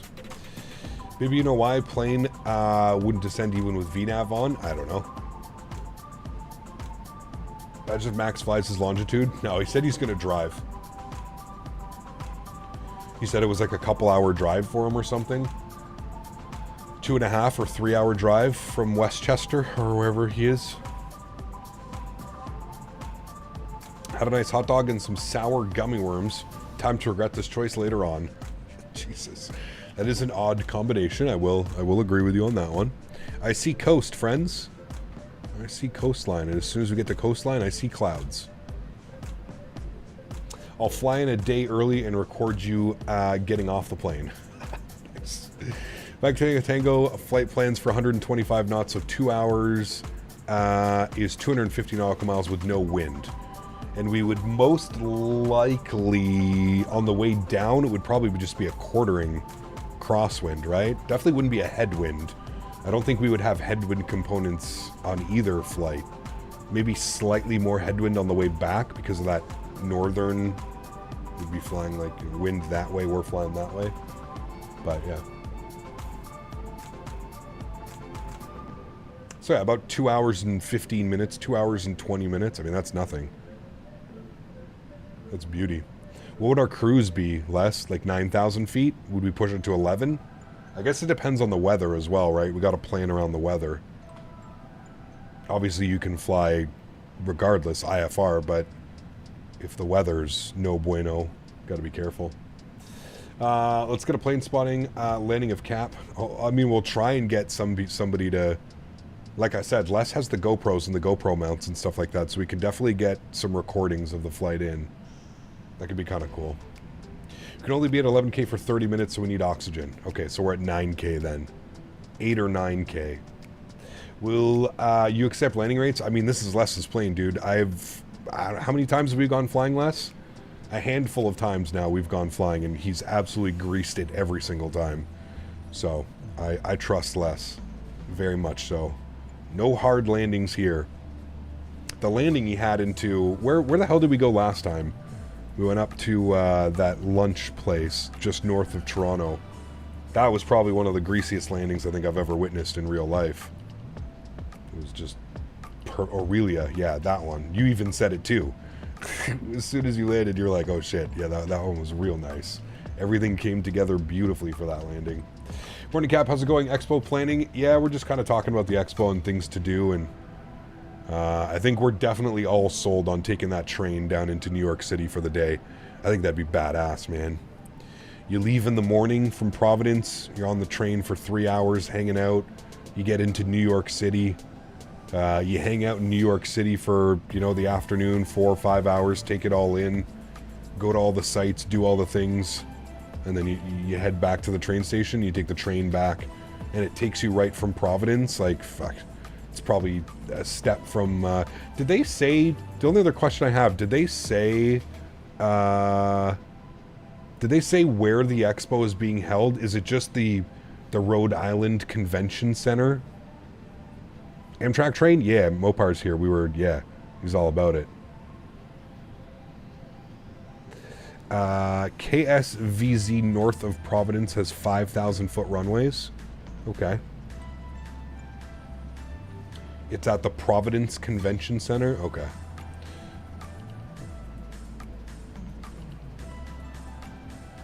Dude, it almost made me jump in my chair, that video that you sent me. Fucking guy. Have you ever been on a train that fast, Mopar? That thing's... I didn't even know that thing existed, man. I had no clue that thing existed. That shit was hauling ass, man. How fast does that go? That's got to be like upwards of like 80 mile an hour, if not more. Kev, do you know if there's a hotel partnered for discount? Like, oh, there definitely will be, Castevens. Yeah, it's a little bit too early. It's a little bit too early for stuff like that. Usually you'll start to see the discounts in the hotels will start coming out by the new year. So by like January, February, March, around those months, they'll announce kind of everything, and that's when you can kind of start signing up and paying for the hotels and stuff. 80 mile an hour is freight train speed. This is America. 150 mile an hour? Jesus, dude. That's going to be a crazy trip, man. That's going to be fun, dude. That's going to be real fun.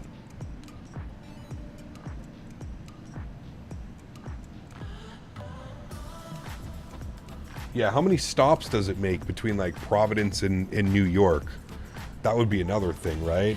It obviously can't get up to top speeds if it's stopping every, like, you know, 60 miles, 50 miles, stuff like that.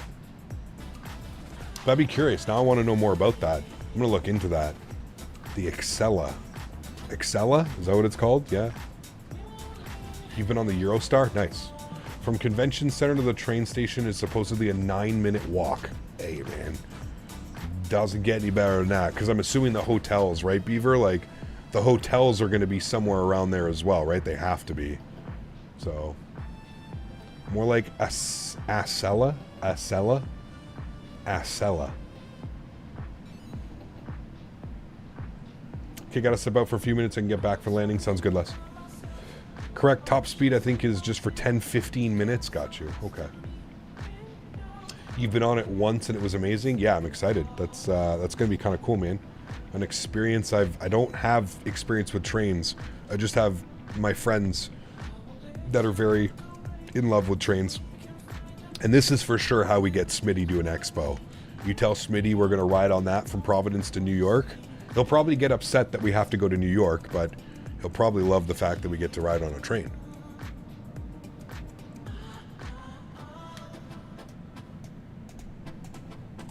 And Joe B and Kimbo are going to be there this year too.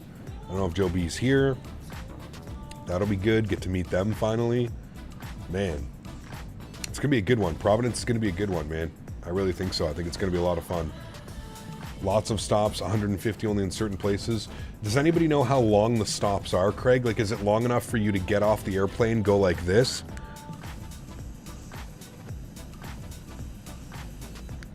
Like, do that like 10 times? Is it long enough for that? If it's long enough for that, I'm happy.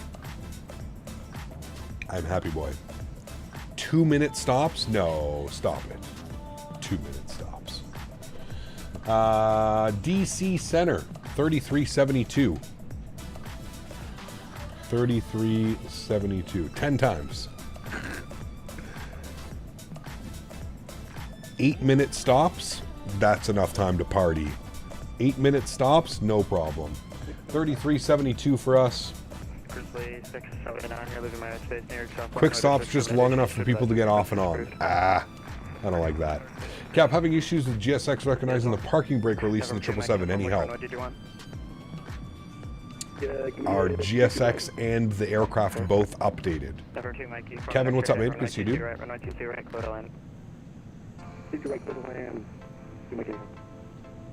American 1623, order contact 21 miles southeast of Wilmington. Welcome. Oh, she goes, Kev. We're talking about Providence. Apparently, there's a high-speed train that takes you right from downtown Providence to New York City in 3 hours.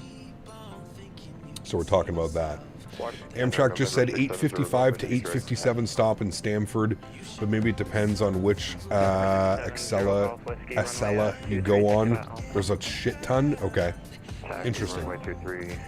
Alpha, November 670 Golf.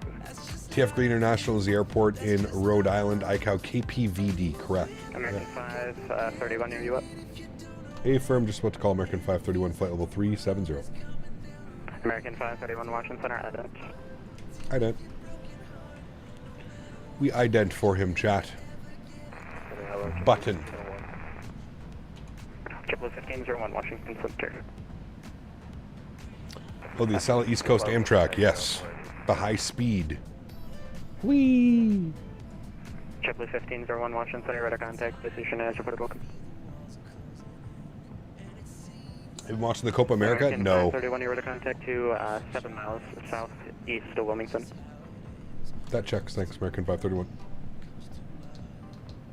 Top of descent is in 293 miles, friends.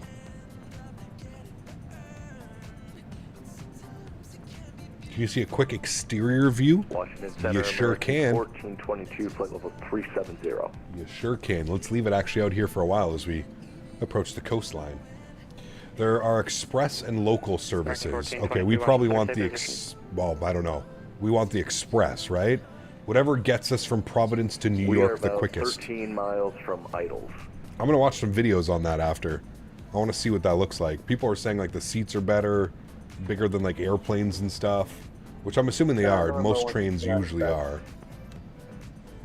American 116 on Washington Center, welcome there. The more stops, the more chance for delays. Also, though, the more potential stretching opportunities, right? That's got to be very important. You have to be fully stretched. If you're going to experience something like that, cool like that, you got to be properly stretched. You love Rhode Island? It's quite a chill place. Yes.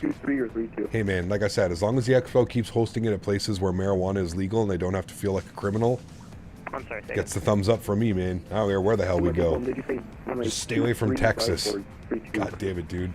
Fucking hiding behind trees trying to smoke a joint in Texas. Cop, cop, cop, cop, cop. Put it away and shit. Fuck, it was brutal, dude. Brutal. Reminded me of, like, back in the day. Being a teenager trying to hide from everything. Ask Mopar, dude. I was on point, man. I was not going to jail in Texas for some weed, friends. I'll tell you that, man. We were there, and like I was spotting them like a mile down the road. This motherfucker was coming towards us. I'm like, cop. Tell Mopar, cop, cop, cop, cop, cop. Hide it, hide it, hide it. Center, good afternoon. American 171, flight Oh, shit, man. American 171, Washington Center. The train tilts a few degrees on turns. Yes, that'd be fun as hell, man. That would be cool. Definitely gonna be cool.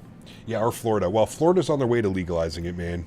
Hopefully, by the time we have another expo in Florida, it'll be legalized.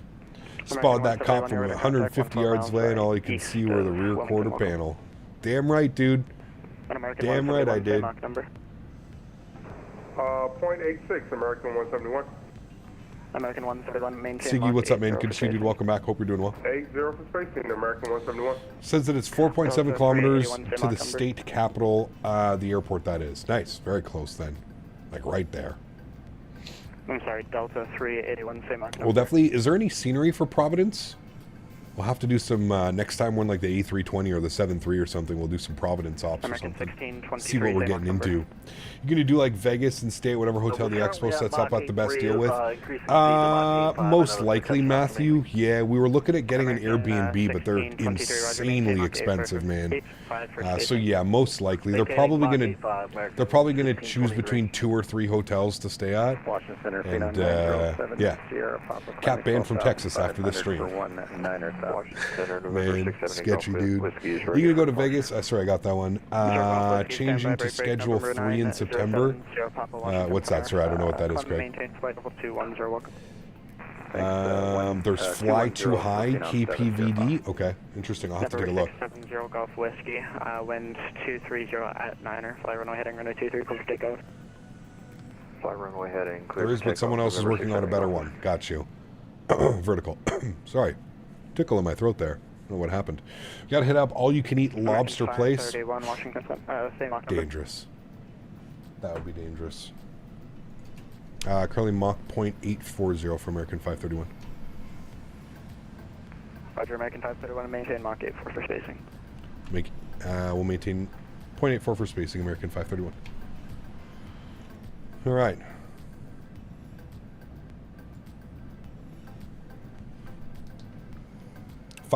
Sorry, 259 miles to top of descent, friends. Once Southwest opens more of the calendar for 2025, we're looking at flights. Nice, sounds good. The marijuana, nice. For Florida? Is that what you said? Is Schedule 3... Wait, what's changing in September to Schedule 3? Schedule 3 is bad, isn't it? Aren't we going the other way? I thought we should be going the other way. 400 all the way, man, but I'll update if I have 400. Oh, you're talking to Boeing fan. JetBlue 2469, disregard. I see you there. Welcome. I say nothing. At least after Vegas, it should be a bit cheaper in Providence. Yeah, no kidding, dude. That really truly blew me away. For how many people there are in Vegas, that shit was insanely expensive, man. Like, insanely expensive. Washington Center, good afternoon. JetBlue 820. The Omni Hotel is attached to the convention center? Okay. JetBlue 820. I'm assuming they'll have that and then another one close by, right?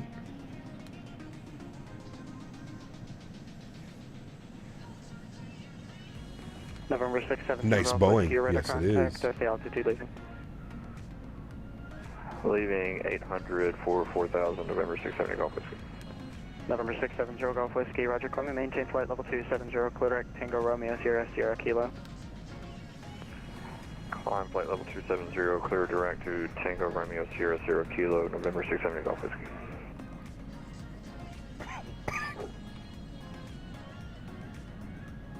Washington Center, United 1140 Heavy, about 110 northwest of Montebello, flight level 390. Florida has made marijuana a misdemeanor in most cities. Don't allow their cops to stop someone for it. This is good news. See, I feel like we're going in the right direction with some of this stuff. Most states, most states are going in the right direction with this. To me, it's still bananas that on a federal level, it's illegal, but on a... like, the states are free to do whatever they want and to collect tax from that. That's where it's like, that's where this shit is so fucking backwards. Like, oh, federally it's illegal, but don't worry, the tax will say it's legal and we're just going to collect millions of dollars in tax money off of it. But it's still illegal federally. Don't do it. Fuck that, I love America, man. You guys are so bananas sometimes. It's only in America, dude, would this shit happen. I promise you, man. Only in America would something like this happen. Where federally it's still going to be looked at as illegal, but the states are kind of free to do whatever the fuck they want. It's insane, dude. It's absolutely insane. Like, we were talking to, we went to a dispensary in Vegas, and I heard, like, one of the ladies was saying, like, oh, you have to pay cash because they can't charge you debit or credit because it's federally still illegal. So they're not allowed to charge your credit card. So they have ATMs in the dispensaries that charge like a $20 fee because they're like, haha, you're stupid. Should have brought cash. You know what I mean? It's so crazy, dude. It's so crazy, man. Mopar, enjoy your afternoon, man. Have a great day, dude. Remember what happens in Vegas stays in Vegas? Yeah. It's because weed is a massive gateway drug for a lot of people in classic American. I mean, it really isn't, dude. I'm sorry, man. I don't believe that. I don't believe that weed is a gateway drug. If anything, dude, alcohol and tobacco are far more gateway drugs than marijuana. The last thing I've thought after smoked a joint was, hey, man, let's go rip that fucking crack pipe, or let's go fucking rail a line of blow, or let's go get some meth. That's the last thing I'm thinking about after I smoke a joint, man. I don't believe that whatsoever. I feel like that's just an age-old excuse that people use to kind of scare you away from using marijuana and something like that, man. Do I agree that, like, drug addiction is a mental illness? Absolutely. Maybe it's different in some people, and maybe it incentivizes more wanting to use more drug use. But I don't know, man. I've yet to meet somebody that smoked a joint and was just like, hey, man, let's go rip some crack or something. You know what I mean? Like, the worst thing that happens when you start smoking weed is you start getting fat because everything tastes better, looks better, smells better, everything. This is the worst thing that happens to you when you smoke weed, man. You got to have a little bit more self-control over the sugars and the sweets and the, you know, all the good stuff in life. Mach 84. Alcohol is by far a much more gateway drug than any of the other ones. Tobacco, marijuana, any of the other stuff, man. Alcohol is by far, but we've been preconditioned for years and years and years and years that alcohol is socially acceptable. And that's really the only difference between like marijuana and alcohol and stuff is that it's socially acceptable to go out and order a drink and get fucked up. But don't you dare smoke that plant that grows naturally in the world. No, no, no, no, no. We can't have that anywhere around here. It's, yeah. It's crazy, dude. It's crazy. By the way, it's Wake and Bake on Sunday. JetBlue 64 to maintain 1717. I wonder if when states realize marijuana is safer when it's regulated. Well, I mean, 100%, dude. You're not having to get it from, you know, across the border with God knows what's in it and God knows how it's been grown. And yeah. Technically, weed is illegal in Amsterdam as well. Just brings in too much money for them to actually enforce anything and close the cafes. Correct. Don't you have to be a... You have to be a citizen of Amsterdam, right, to be able to smoke it? Like, tourists aren't allowed, you're not supposed to be allowed or anything like that? We saw what happened with prohibition alcohol. Laws will never change down there. No, never. Once you try marijuana, you'll crave the next high, like chocolate. It's just people being irresponsible with it and bringing its name down. I mean, it's not even so much. It's just, it's the propaganda, dude, right? It's what happened to marijuana in the 60s, 70s, 80s. How it was, you know, it was. Yeah, it's. I totally agree. Thought of to be, you know, like the worst of the worst and the bad of the bad. When I think we all agree that that's not true at all. You know. Doing better than most. Cool lightning effect. I know they brought them back. Pretty neat. American 605, just be advised. Always nice to put it down. Minus 51.02 G after 12 hours. That's buttery smooth, man. The smoothest I've got on this is like a 120, I think, so far. I'm consistently in like the 100s, which I'm perfectly fine with, man. I don't, you know. Bigger complaint is that drugs, since they're smoked, can burn brain cells and give cancer compared to alcohol that doesn't affect the brain in normal use, but alcohol usually puts you in more danger. 100% it does, man. Alcohol, not only does alcohol destroy your body, it destroys your life. It destroys everything about it, man. Name me one person that's made great life decisions while heavily intoxicated. None. Absolutely none. Yeah. Yeah, we got a 65 in the MD-11. Yeah. Cap, do you know if there's a GSX profile for pain? I would have thought there was one because of all the detailed factories. You have to check on FlightSim.to or check the root folder of the install. Maybe it is there. Yeah, what sensitivities did you use for 777? Lorenzo, I've got them up on my Discord, man. So exclamation point Discord. If you're not part of the Discord, and just check the views and info section. Yeah. A lot of states will allow you to have a stretch, but you have to have a med card. Yeah, well, exactly. Like I have a medical card here in Canada, but that means nothing when I'm in the States, right? If you're just constantly looking for the next high, that's where it'll get pretty bad. Weed tends to for many people. See, I don't know, man. Like I said, dude, I've yet to meet somebody who got absolutely blasted off a joint and like is like, you know what, let's go get some crack or something. Like, I don't know, man. Marijuana didn't make me stop 3 times in the LA highway to throw up. Alcohol did. Exactly. Yeah.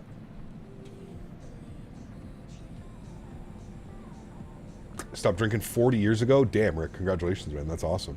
Good on you, dude. I had a few alcoholic beverages when I was in Vegas, but I mean, nothing. You know what I mean? Nothing.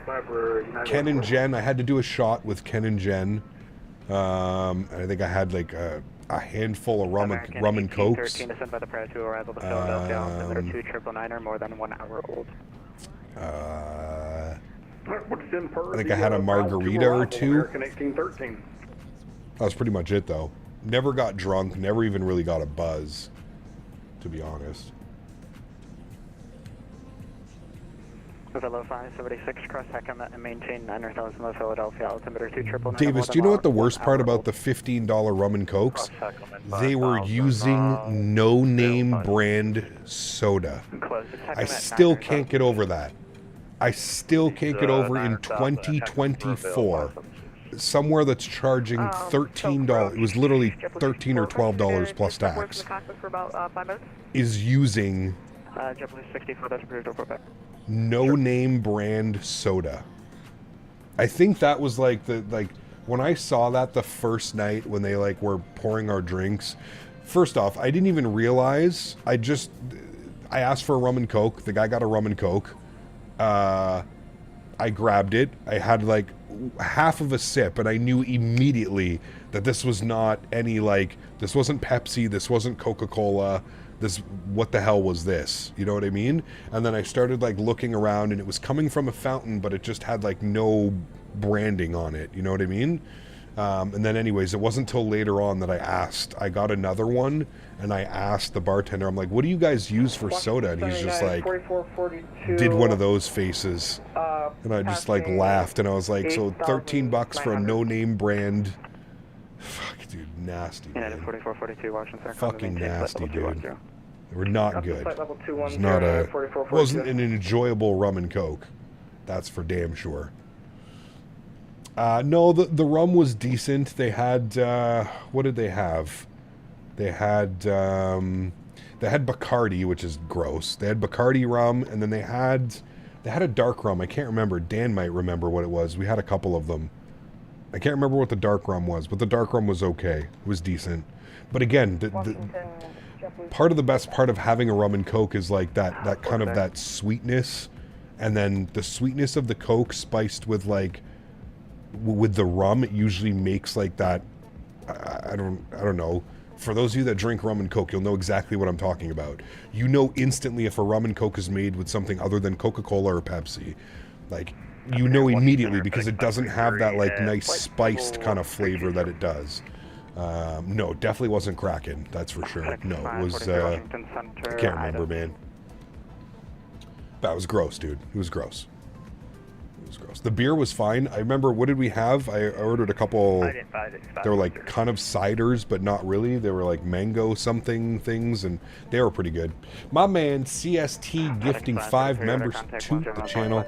Appreciate you, man. Huge no floaties to you. Thank you very much for the continued support. Appreciate you, man. Really do appreciate that, CST. Guys, get some love for CST. Appreciate you, man. I don't think it was Captain Morgan's. There was, I forget where we went. We went out somewhere, and they had Captain Morgan's. Dan, it was one of the restaurants we went to, and I can't remember which one, but they had Captain Morgan's. Grizzly 9618, 3. Guys, if you did get a gifted membership, please make sure you say thank you. Incredibly kind, man. Appreciate you, dude. Now, even RC Cola would have been acceptable. This was worse than RC Cola, man. This was far worse than RC Cola. Like I said, it tasted like... It wouldn't even surprise me if it was like some like Kmart, Walmart, you know, like off-brand, like as cheap as you could possibly get. 61, are you up?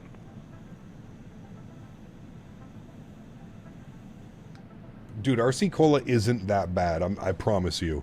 When you compare RC Cola to like some of the other, like the Great Value Cola and stuff like that, nah, dude. RC ain't that bad. Top of descent's in 150 miles. About 20 minutes.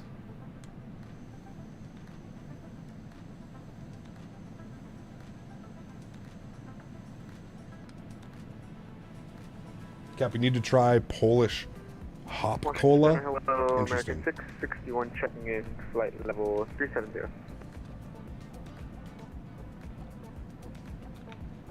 American 661 Washington. You're not driving? What do you mean, Rick? Sorry. Like American Truck Sim? It's not on my contract for this year, man. Thrustmaster really wanted me to focus on like doing some sticking to flight sim this year. They've got a couple like farm sim and truck sim guys that they've brought on board. They kind of like want everybody to like, you know, Captain Canada's the flight sim guy, this guy's the racing sim guy, and yeah. Check out Cola. Czech Cola was great back in the day. American 1623. Thought on FTSIM sounds. Sorry if it's already been asked. They're okay CST. I mean, I'm only using the engines only. So for the engines only, I would say they're good. I don't know about any of the other sounds. I quite like the PMDG callouts and all the other sounds that come with it. So I'm only using the engine only. The only thing that I can say is, I don't know how familiar you are with installing FTSIM sound packs, but you have to go into the JSON file. Every single time that you open up the PMDG Ops Center, you have to redo the JSON file for the sound pack to work correctly. You don't have to reinstall the sound pack. The sound pack doesn't get installed, but every time you launch the Operations Center, it runs like a check and adds anything that's not there. So every time you open the Ops Center to like install a livery or remove a livery, you're going to have to go back and change the JSON file, or you'll get default sounds. So that's where it's kind of a pain in the ass. But hopefully I've got enough liveries installed now where I don't have to open up the PMDG Ops Center for a little bit. Heatcap, please make more X-Plane streams. No, thank you. There's lots of great X-Plane content creators out there, Osti. I suggest maybe watching some of them or something, man. For me, especially with the release of like the MD-11 and the 777 now, like I pretty much think this solidifies the fact of what simulator I'm going to use, man. I just, yeah. Yes, it is, and I cannot remember when it ends, but I'm pretty sure it ends soon. I still think that the OG recipe of Coca-Cola hits the best taste, where you put the actual cocaine in it. You should collab with other YouTubers, conjoint cockpit. There's a program out right now, Nighty, called Your Controls, and it's very, I don't know, man, it's very mediocre. Very mediocre. Yeah. $77 for 777 with crap default sounds. Again, I wouldn't say crap. I think you're being a little bit of a diva there. They're not crap. They're okay. They could be better. I wouldn't say crap sounds. That's a stretch. That's a real big stretch. Could they be better? Absolutely. Will they get better? Hopefully. Cane sugar beats high fructose? Oh, it's not even a question, dude. That's why Mexican Coca-Cola, always, dude. If you have a chance to get like real Mexican Coca-Cola in the bottle, in the glass bottle, dude, it's infinitely times better than like regular Coca-Cola with, like you said, high fructose.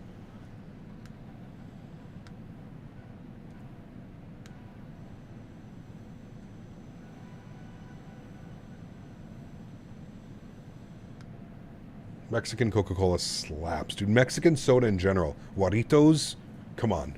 Like name me a bad Guaritos.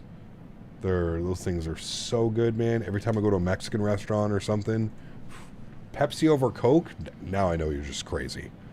That's just absurd. What airport is that down there, chat? That is Virginia Beach. Washington Center side. I think. Yeah, Virginia Beach.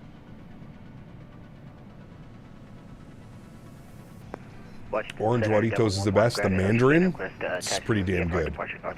Yeah. It's the same shit just made in Mexico? No, it's not at all. They use cane sugar, actual sugar, not high fructose cancer syrup. You had the tamarind Guaritos? Oh, no. See, Kev, that's not... No, stop it. That's so, like... That is such a specific... I feel like that's something that you have to be introduced to at a very young age. Tamarind drinks... It's like a salt drink. They're so fucking weird. so weird. Nah, I can't, dude. I can't, man. Not tamarind. No. Any other flavor. Any other flavor. Guava, mandarin, fruit punch, any of the other ones, man. You have to be, Kev. 100%. And you know me, man. I'm open to all kinds of foods and all kinds of tastes. But that is, like, tamarind to me is the... What's that thing the Australians Vermite or whatever the hell it's called. What is that called? Something like that, right? It's the same thing. To me, that's the same thing. You've never had a Juaritos? Ben. What in the fuck? Never, ever, ever in your life have you had a Juaritos. Get any flavor besides tamarind. Vegemite, that's the one, thank you. See, tamarind to me is Vegemite. It's the same thing. It's that same, like, super weird, insanely salty, like, yeah.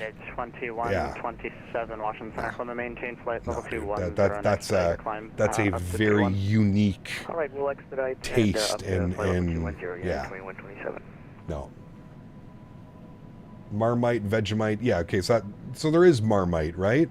Marmite is a thing. You even eat the candy? See, but again though, Cappy, like that's something that you've probably been like since you were a kid, right? You've just like the Australians with that crazy Marmite, Vegemite shit, dude, right?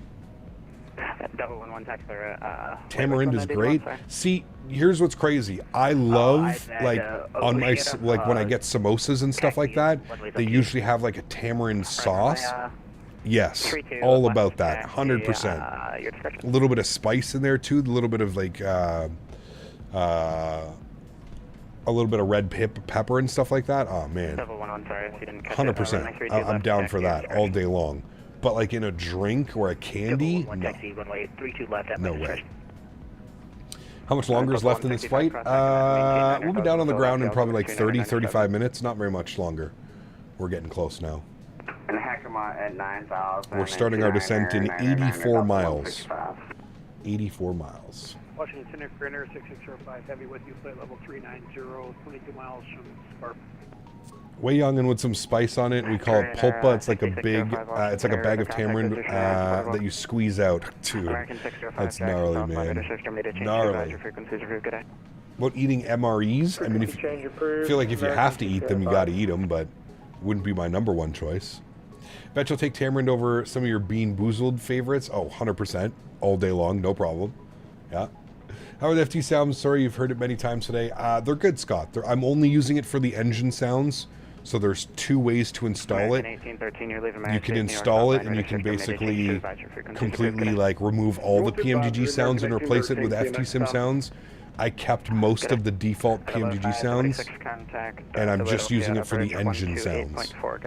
And that's what I suggest doing, because the PMDG default sounds are really good. Just replace the engine sounds, make them a little bit more GE90.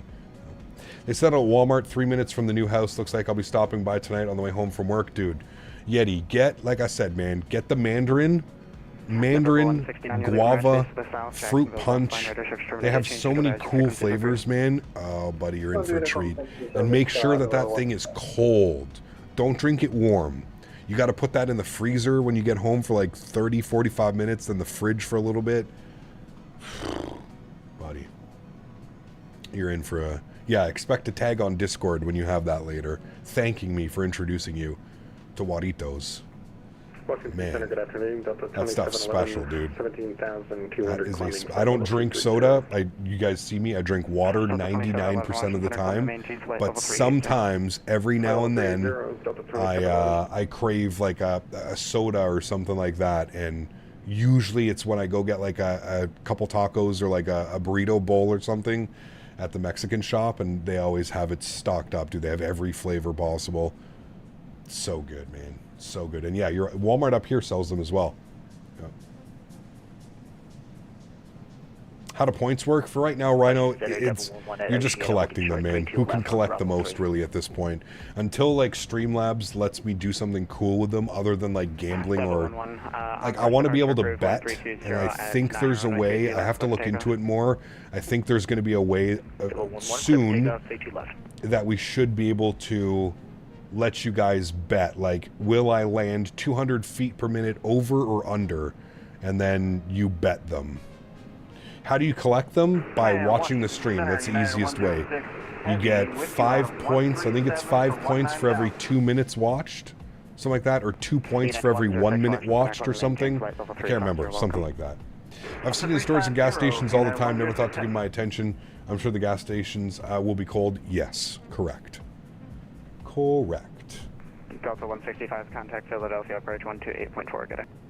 28.4 for Delta 165. Let's see what the weather is doing in Philly. Has it completely switched around? No. 130 at 6. So we're still going to be planning to land on the 9s. At 6 knots, it really shouldn't be any issue.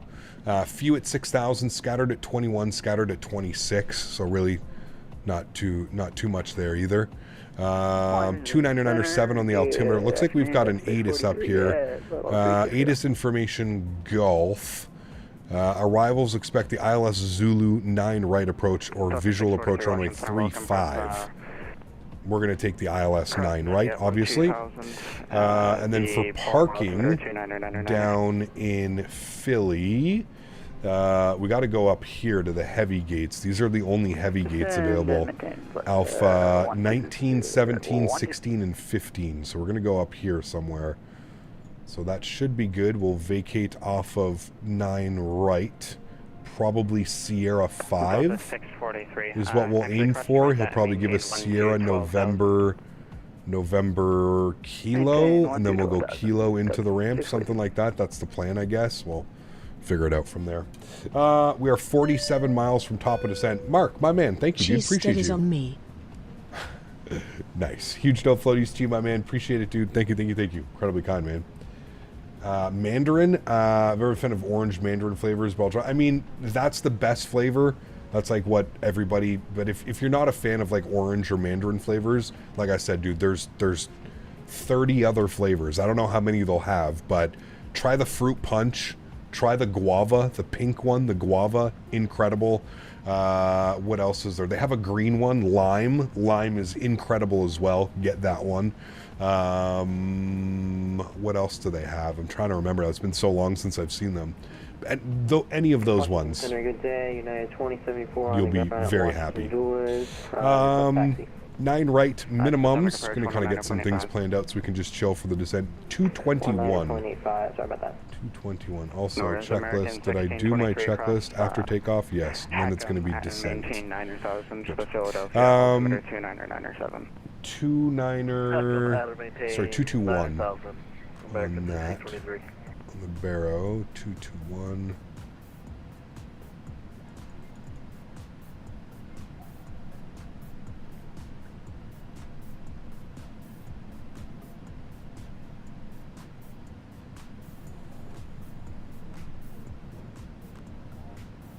Hey Gap, how do you put the information below the EGT? This stuff, Bruno? Okay, it's a little bit of a step process, Bruno.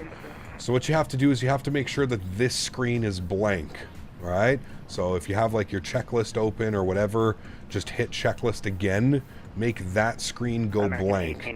Then come down here, go to your inboard displays, switch this to ICAS, then go over here, make sure you select L inbound, whatever the hell that is, inboard, L, and then select the engine option right here, engines, all right?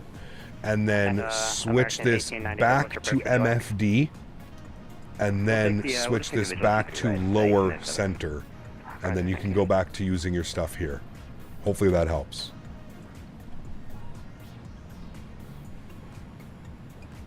All right, 26 miles to top of descent. I'm going to get our descent winds in here. Uplink winds, load.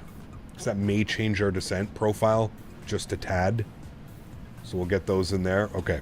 And then does that change anything? Nah, 23 miles. Okay. 23 miles, and I'm sure he's going to give us descent. We'll let him know we're ready to go here in a sec. I don't know, am I missing anything? Let me see, make sure legs is good. Are there any constraints on this descent? There's like no constraints or nothing. It's kind of crazy. Delta 5433, maintain Mach 80 for spacing. So we'll plan our descent. If we look at our descent, cruise, maintain Mach 80. Next page. 80, Descent's going to be 314 knots and or Mach 839. So that's all good. All right, and it's already asking me to reset the MCP. American 531, maintain Mach 84 or greater. 84 greater, and we're showing ready for top of descent, American 531. American 531, roger, cross Heckham and maintain 9000 to Philadelphia, altimeter 29907, maintain 290 knots in the descent. All right, we'll pass cross Heckham. I believe you said at or above 9,000, and you want us 290 knots or greater through the descent for American 531? American 531, it's Heckham at 9000 and maintain 290 knots in the transition until advised. All right, so 9,000 at Heckham, and we'll maintain 290 knots till advised on the descent for American 531. Thanks. Okay, we got to do some things here. So we're going to go to VNAV. We're going to go to descent. We're going to go Mach 84. Oops, sorry. Mach 84 and or 290 knots is what he wanted selected. So we're going to bug that up. We'll execute that. And then what we need to do is we need to go to our legs page and we need to put, he wants us at Heckham for 9,000. So we're going to go 240/9,000. This is really going to fuck us up probably. We're going to have to start our descent now. We're going to probably end up being above profile by quite a bit. This is saying 12,000 feet, 13,000 feet above profile now. So that's an interesting one. I'm going to throw full ground spoiler out, and we're probably going to end up dive bombing here to get back on track. Apologies for this, but that was, again, nothing on the charts that has us like to expect Heckham at 9,000. So a little bit late on the controller, if I'm being 100% honest, a little bit late, unless that's like, again, unless that's normal and I'm missing something. But there's no altitudes, so that's where it can get a little bit tricky. But now we know if we ever fly back into Philly, that's the plan. But we're descending heavily, about 5,000 feet per minute. We're going to get ourselves back on track. We should hit the restriction anyways, but just quite a heavy descent on our virtual passengers this afternoon. Jason, thank you very much for the $1 donation. Appreciate you, man. Huge no floaties to you. Thank you very, very much for your contribution to the channel, man. I appreciate it. And we've got Devin. Thank you very much as well. 50 months, dude. Holy macaroni. Huge no floaties to both of you. Thank you very much, Jason. Thank you very much, Devin, celebrating 50 months. Appreciate it, man. Just tell him unable. I mean, no, it's not too crazy. Like, you know, 3,000, 4,000 feet per minute. That's okay. It's not anything too nuts, but with you, 10,000 for 17. Yeah. Hopefully we'll get her back on profile. And we're probably going to be a little bit high. Maintain 270 knots in the transition. Maintain 270 knots for the transition for Delta 5433. Ear popping descent at 6,200 feet per minute. Yeah, that's wild, man. Owls, what's up, dude? Good to see you, man. Welcome back. Hope you're having a great Sunday, dude. We do have approach online. Philly approach 28.4. 28.4. I'm going to bug that up on our backup radio here. Get ready to go. November 67 Golf Whiskey. All right, 28.4 is in backup radio. Good. And we have tower online as well. 18.5. Nice. When autopilot hits thrust hold, your thrust will take your physical throttle position. Okay. Thank you for reminding me. That would be why we weren't descending quicker. Appreciate you. Usually I reset that after departure. I don't know why I didn't. Because I advanced the throttles, right? That's why it was like that. Going great. Had a flight school lesson this morning. Did some stalls. Hey, nice, man. Those are always fun, dude. I had all my buddies. Those were their favorite times, were the stalls. Looks like a mini Florida. You see that? This whole, like, peninsula here. Just looks like mini Florida. It's kind of exactly how Florida is shaped. Got, like, Miami over here. Tampa up over here. Orlando over here. Fort Lauderdale over here. That's kind of trippy, dude. Just mini Florida out here, man. There's a lot going on over here. The fix that you are directed that beach. Damn. Hey, Gabs, is there good scenery for Orlando? It's decent scenery. I think it's Fly Too High, right? I think is the ones that make it. Fly Too High Orlando. It's decent. They need some help on their bridges, but yeah. Hey, Cap, what throttle am I using? Today I'm using the Honeycomb Bravo throttle. Are you on the gyms for arrival? I don't know, to be honest with you. I was.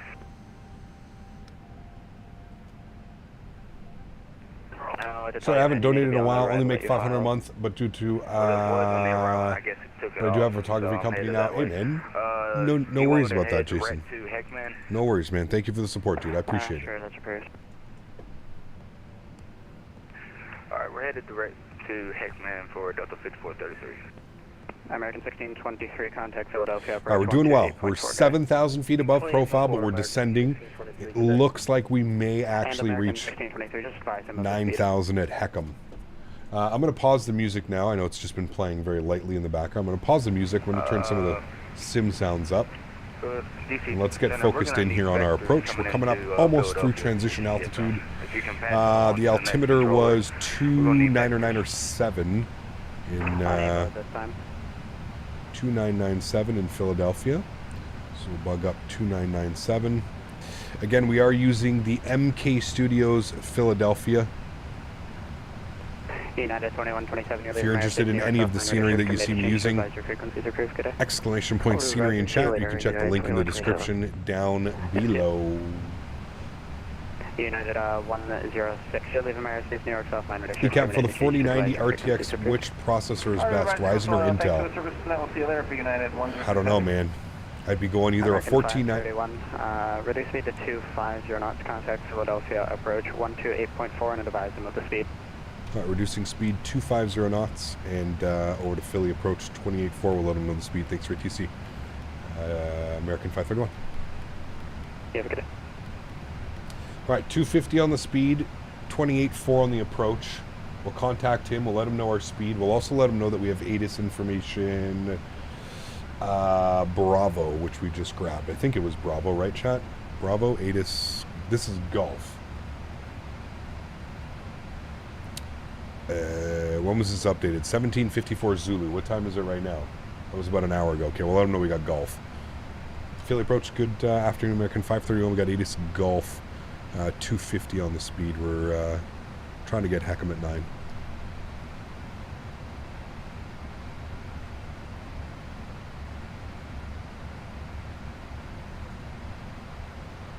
Oh wait, that was real world?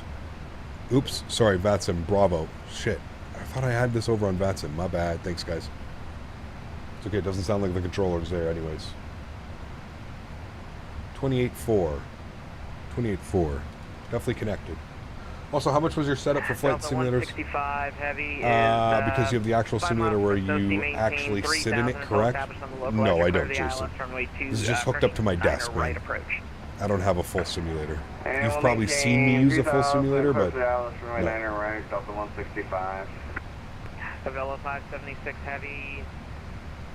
Wait a few months for the new AMD. Right Yeah. heading 090. Max, what's up, man? Good to see you, dude. Right heading 090 for Avail 57.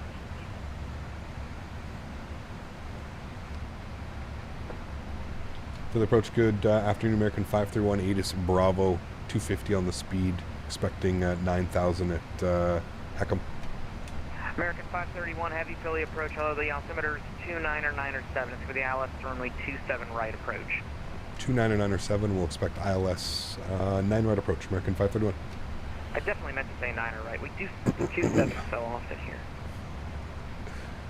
No, it's 9 right. 9 right, thanks, American 531. Do you recommend the Thrustmaster Boeing throttle quadrant? It is nice for what it is, Michael. Price, yep. It's a hell of a lot cheaper than a lot of the other throttles on the market. The feel of it is actually pretty nice. I enjoy the axis of it. It has quite a range of access. So. Max, I'm doing well, man. Hopefully you're doing well as well. Will you go back to X-Plane just for the Q400? Probably not, man. I'll probably just wait for the Q400 to come out for Microsoft. If I've waited this long, there's not much. I have no ortho for X-Plane, dude. Yeah. I feel like at this point, if I were to even try and stream X-Plane without any ortho, I would just get the entire chat would just well, all the X-Plane fans would just be American upset at me. 1623 heavy Even descend more and upset at me than they are. 6,000. Honor, what's up, man? Good to see you. Welcome back. Hope you're doing well. American 1623 heavy.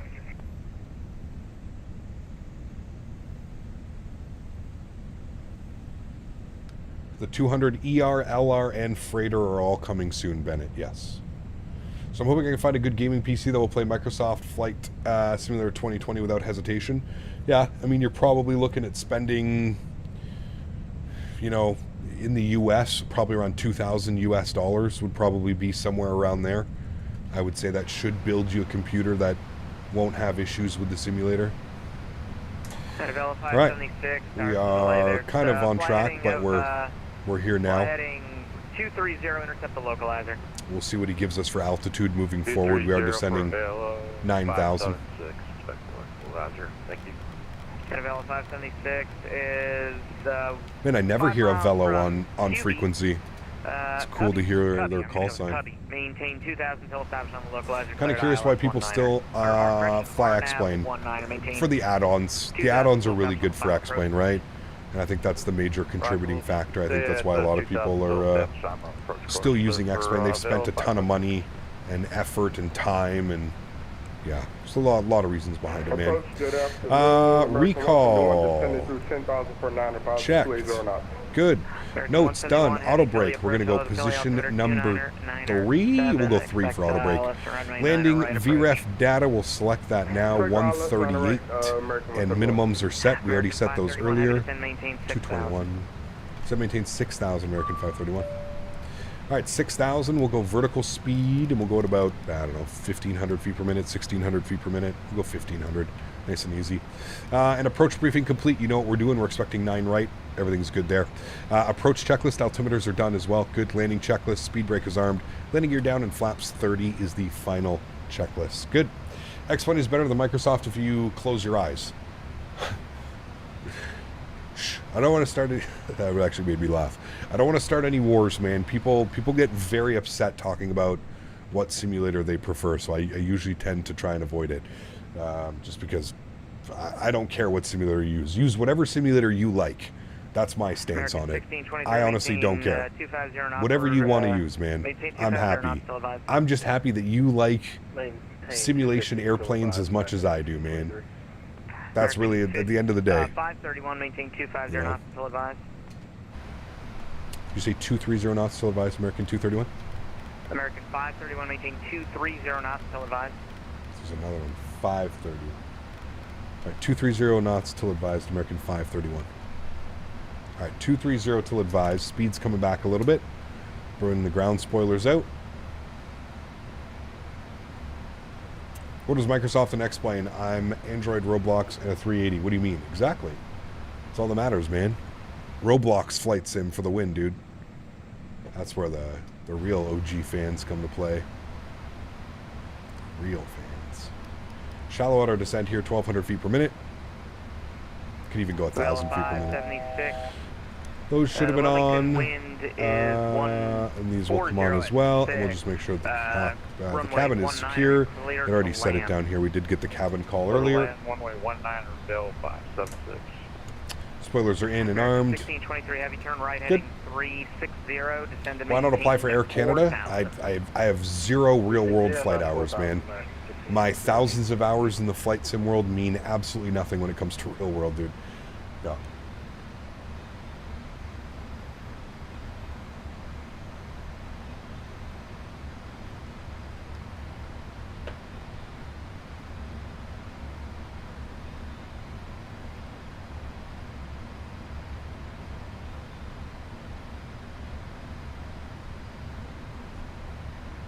X-Plane has nothing going for it, not even an FAA certification, and when the physics get fixed with 2024, there's no looking back. Again, we're not starting wars here, friends. Yeah. You choose whatever simulator you would like to fly. Again, that's all I can reiterate. Choose whatever you want to fly, man. I personally do not care. I think it's silly the way that some people look on it, and like they feel that they can only support one simulator, or it's only one simulator. You know, financially I understand that, but I think that it's, you know, if that's the only reason behind it. That's the only one I could really understand, is like financially I just can't afford to, you know, pay to have both simulators running the way that they should be, right?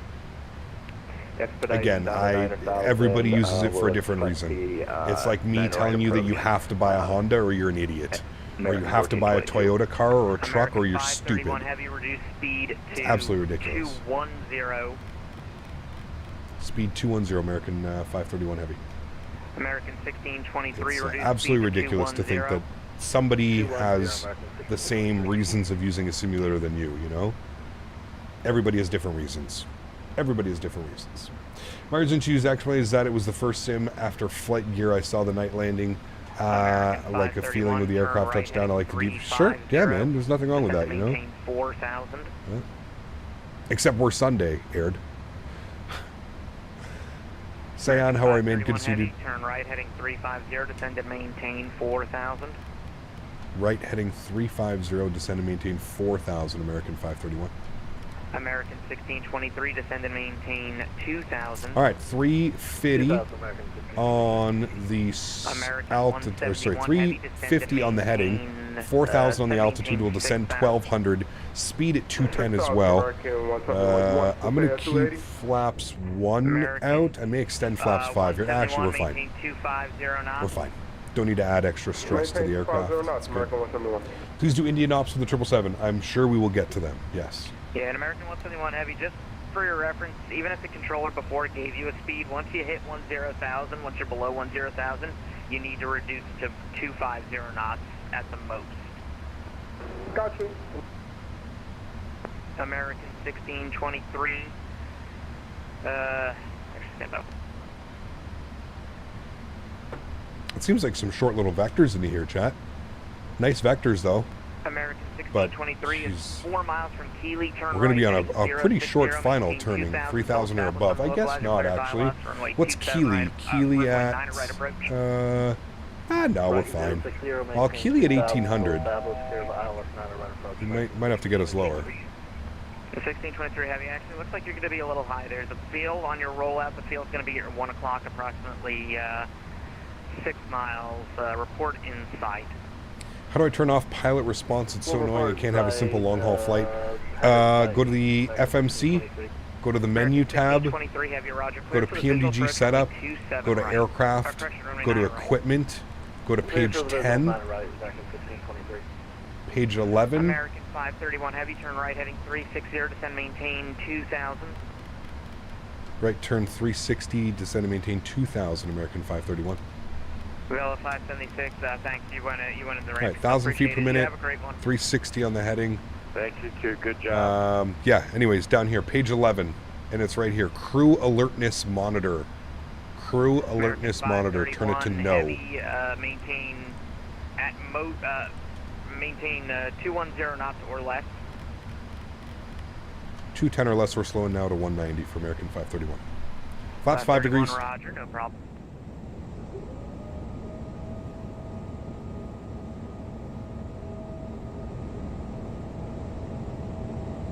That was nagging you earlier? Yeah, you can turn it off that way. ATC controller is right below 10,000 feet. Yes, 250 knots. 171 Heavy, descend and maintain 4,000. Any builds is developing the...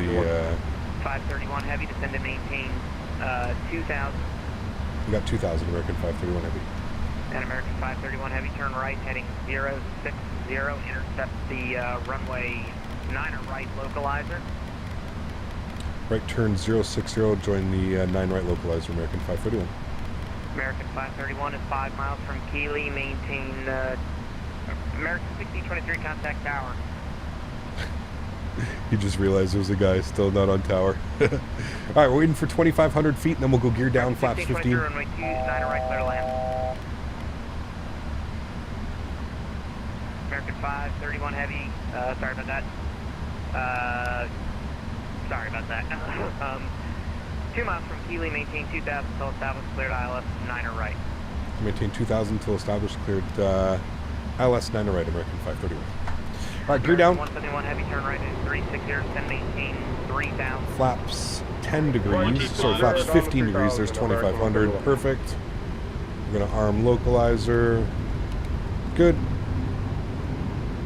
And we're going to keep rolling that speed back. Good. Let's go flaps 20 degrees. Here comes localizer. Will arm approach as well. Will it cap glide? I don't know if it will, so I'm going to descend it. Delta 213 has correction Delta 213 Philly approach. Hello, the Philly altimeter 2907. Expect vectors ILS. Correction ILS runway 9er right approach. ILS runway 9er right the approach. Controller. Just give me a sec, chat. Let me get this back Delta down. 213 descend maintain 4,000. 18.7. I'm trying to just get us back on track. Don't worry. Flaps 25 degrees. American 531 heavy contact tower 118.5. Have a good one. 18.5. We'll see American 531. It's fine. If I had a nickel for every time I forgot my call sign, I'd be rich. All right, we're looking good, chat. 18.4 for tower. Speed on discretion, American. Good. We're back on track now. 1,000. Good. Thank you. And we'll go flaps 30. Tower low, American 531. Short final 9 right.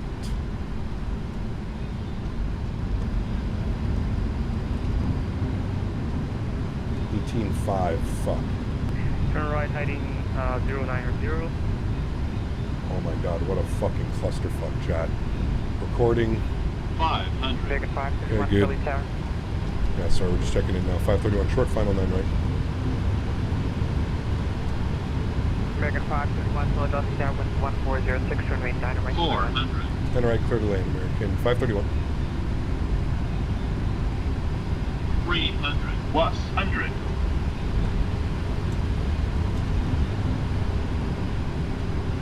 200. Minimums. Continue. 100.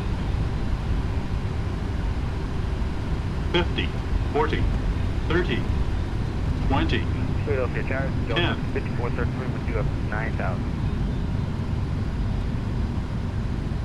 Station calling second. Goes down gently, reverses route. Flight level 9,000. Delta 5433 got the wrong frequency, contact Philly approach 128.4. 128.4 for Delta 5433. Decelerating. 70 knots. Reverser stowed. Manual braking. Ladies and gentlemen, welcome down to Philadelphia. My apologies, man. That was an absolute clusterfuck at the end there. Holy shit, dude. Controller did a good job, but that was just way too close, man. I don't think you can be putting 777s on a 6-mile final. That was just the whole approach, dude. You put me too high, vectored me in too soon. I had to take control of the aircraft at 2,000 feet and basically dive bomb it to the end because we just couldn't intercept. He sent us in too high. That whole thing, man. That was just fucking holy shit. Anyways, we got her down. We're safe. Definitely floaty. My trim was all out of whack on that one too. We put it in the touchdown zone. That's all that matters. That's all that I really care about. In the touchdown zone. So the state 6 on departure, flight heading 095, wow. 1406 remain 9 left, clear for takeoff. That was a lot going on there. Stop the recording. We'll have a look at the replay. You can even see. Look at our look at how we were just like kind of ballooning our way down because my trim was just all out of whack. Left turn onto Mike. Sierra will make our left turn onto Mike. Next left, American 531. All right, ground spoilers are going clean. Flaps are going clean. Yeah, I just would have liked to have been maybe put on a little bit of a longer final there. I think that's what really screwed everything up. We're like coming off that turn onto like a 6-mile final at 1,800 feet.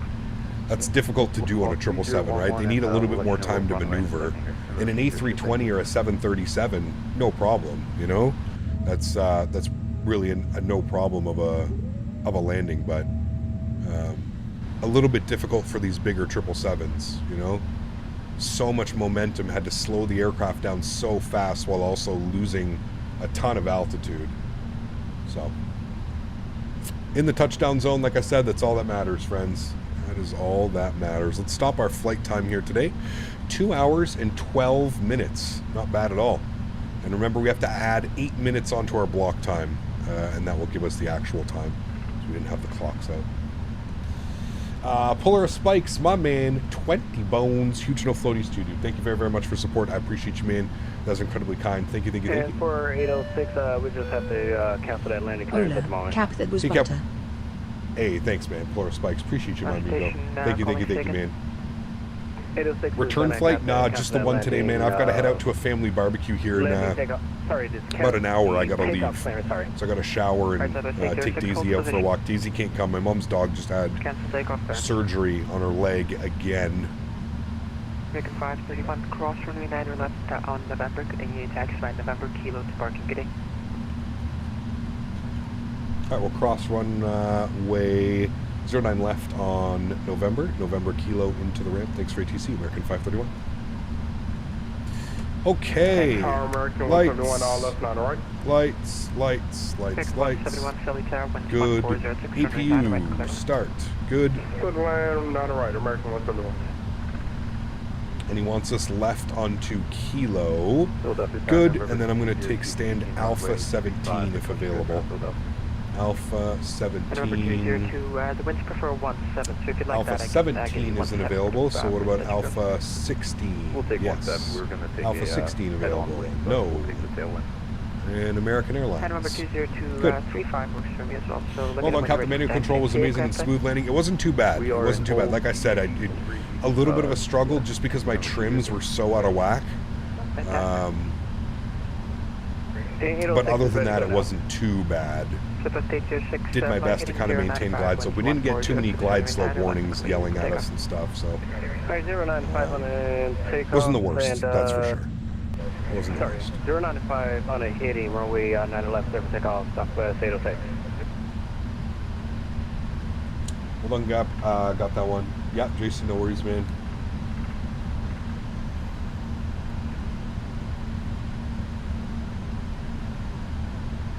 What's on the barbecue tonight? We're doing burgers, sausages, and chicken thighs, I believe, with a bunch of different salads. You have to set the altitude to below the airport elevation. It won't capture glide slope. It's a weird glitch. You have to set the altitude to below airport elevation. That's not true at all. We would have been perfectly fine capturing the glide slope. It was the way that he put us in. He vectored us in too short. He vectored us in on final. There's absolutely zero issues with the glide slope in this aircraft. Philadelphia Tower number 202, ready for taxi information. All right, APU is on and available. Everything else is looking good. Making this turn now into the ramp. This is the MK Studios, Philadelphia, by the way. Yeah, we want to go in here because then it's basically straight into the left. I think it's this gate right here. Just bought the 737, now I have to spend hours watching how to fly this thing. Hey, there you go. You have a glitch where it goes on alt hold mode instead of capturing the glide slope? That's weird, man. Are you making sure you're hitting approach mode and not just localizer? That's zero issues. Zero issues with this aircraft. I think there's a glide slope issue because my aircraft doesn't capture either. Huh. You guys on the most current version of the aircraft as well? Everything's updated in the PMDG Ops Center? I've yet to have an issue. That issue was just he vectored us in too close and we didn't have time to capture. We were already above the glide path by the time we intercepted glide path, if that makes sense. Got a crockpot pork roast for dinner tonight? Nice. That'll be delicious, man. That'll be good. Alpha 16 for us today, friends. Get ourselves in here to the terminal. Had that issue on the old update. Ever since I updated, it works fine. That's why I'm thinking, because PMDG recently put out an update, and it was like a little sneaky one. There was really no like notes or like any major like anything about it. So, yeah.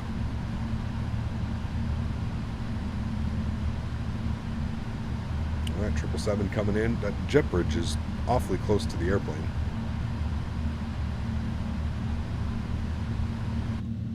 I don't like how close that jet bridge is. Although I guess we're missing it. Yeah, okay, I guess it's fine. I guess it's fine. Why are you... Yeah, this is incorrect, though. It's getting me to go way too far past this. I'm going to stop it, like, right there. Because otherwise, if I go another 8 meters, my nose is going to be inside the terminal. Park brake is on. Good. Let me turn up the sounds and listen to this shutdown. It is absolutely fantastic. Engine number 2 is off. Engine number 1 is off. Good. Beacon light comes off. Good. Seatbelt signs go off. No electronics on.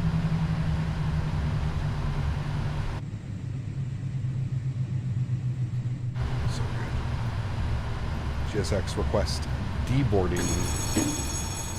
And there we have it, my friends. What a beautiful flight.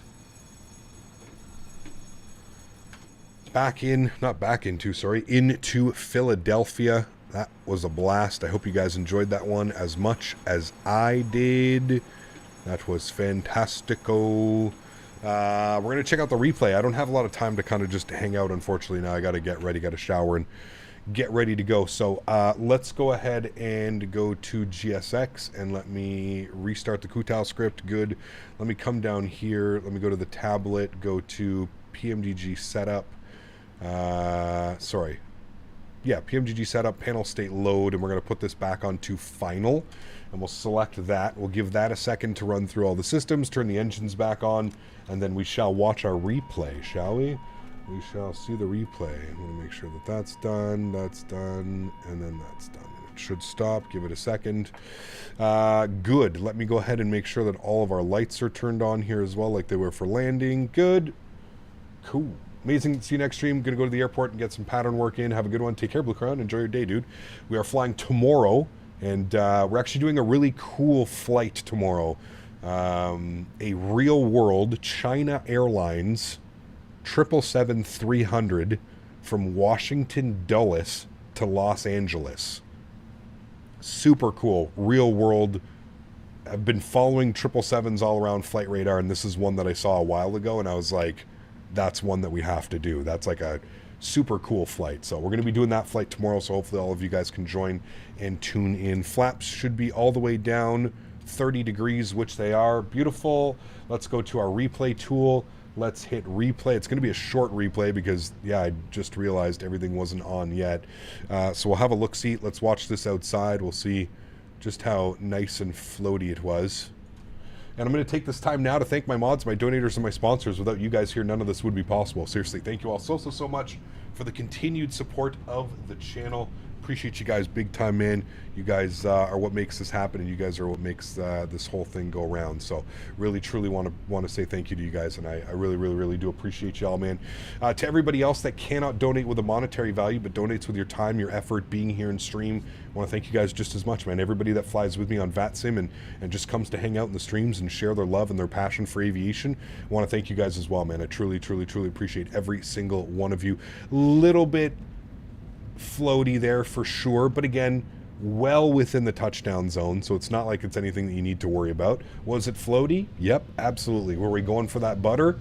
Yep, absolutely. So I'm perfectly happy with that one. No issues there, my amigos. That was smooth. I think that was our smoothest one yet as well, to be honest with you. A little bit floaty, but you know, with these bigger aircraft, you got to be a little bit floaty to get to those butters, right? So cool. Well, you know the plan for tomorrow.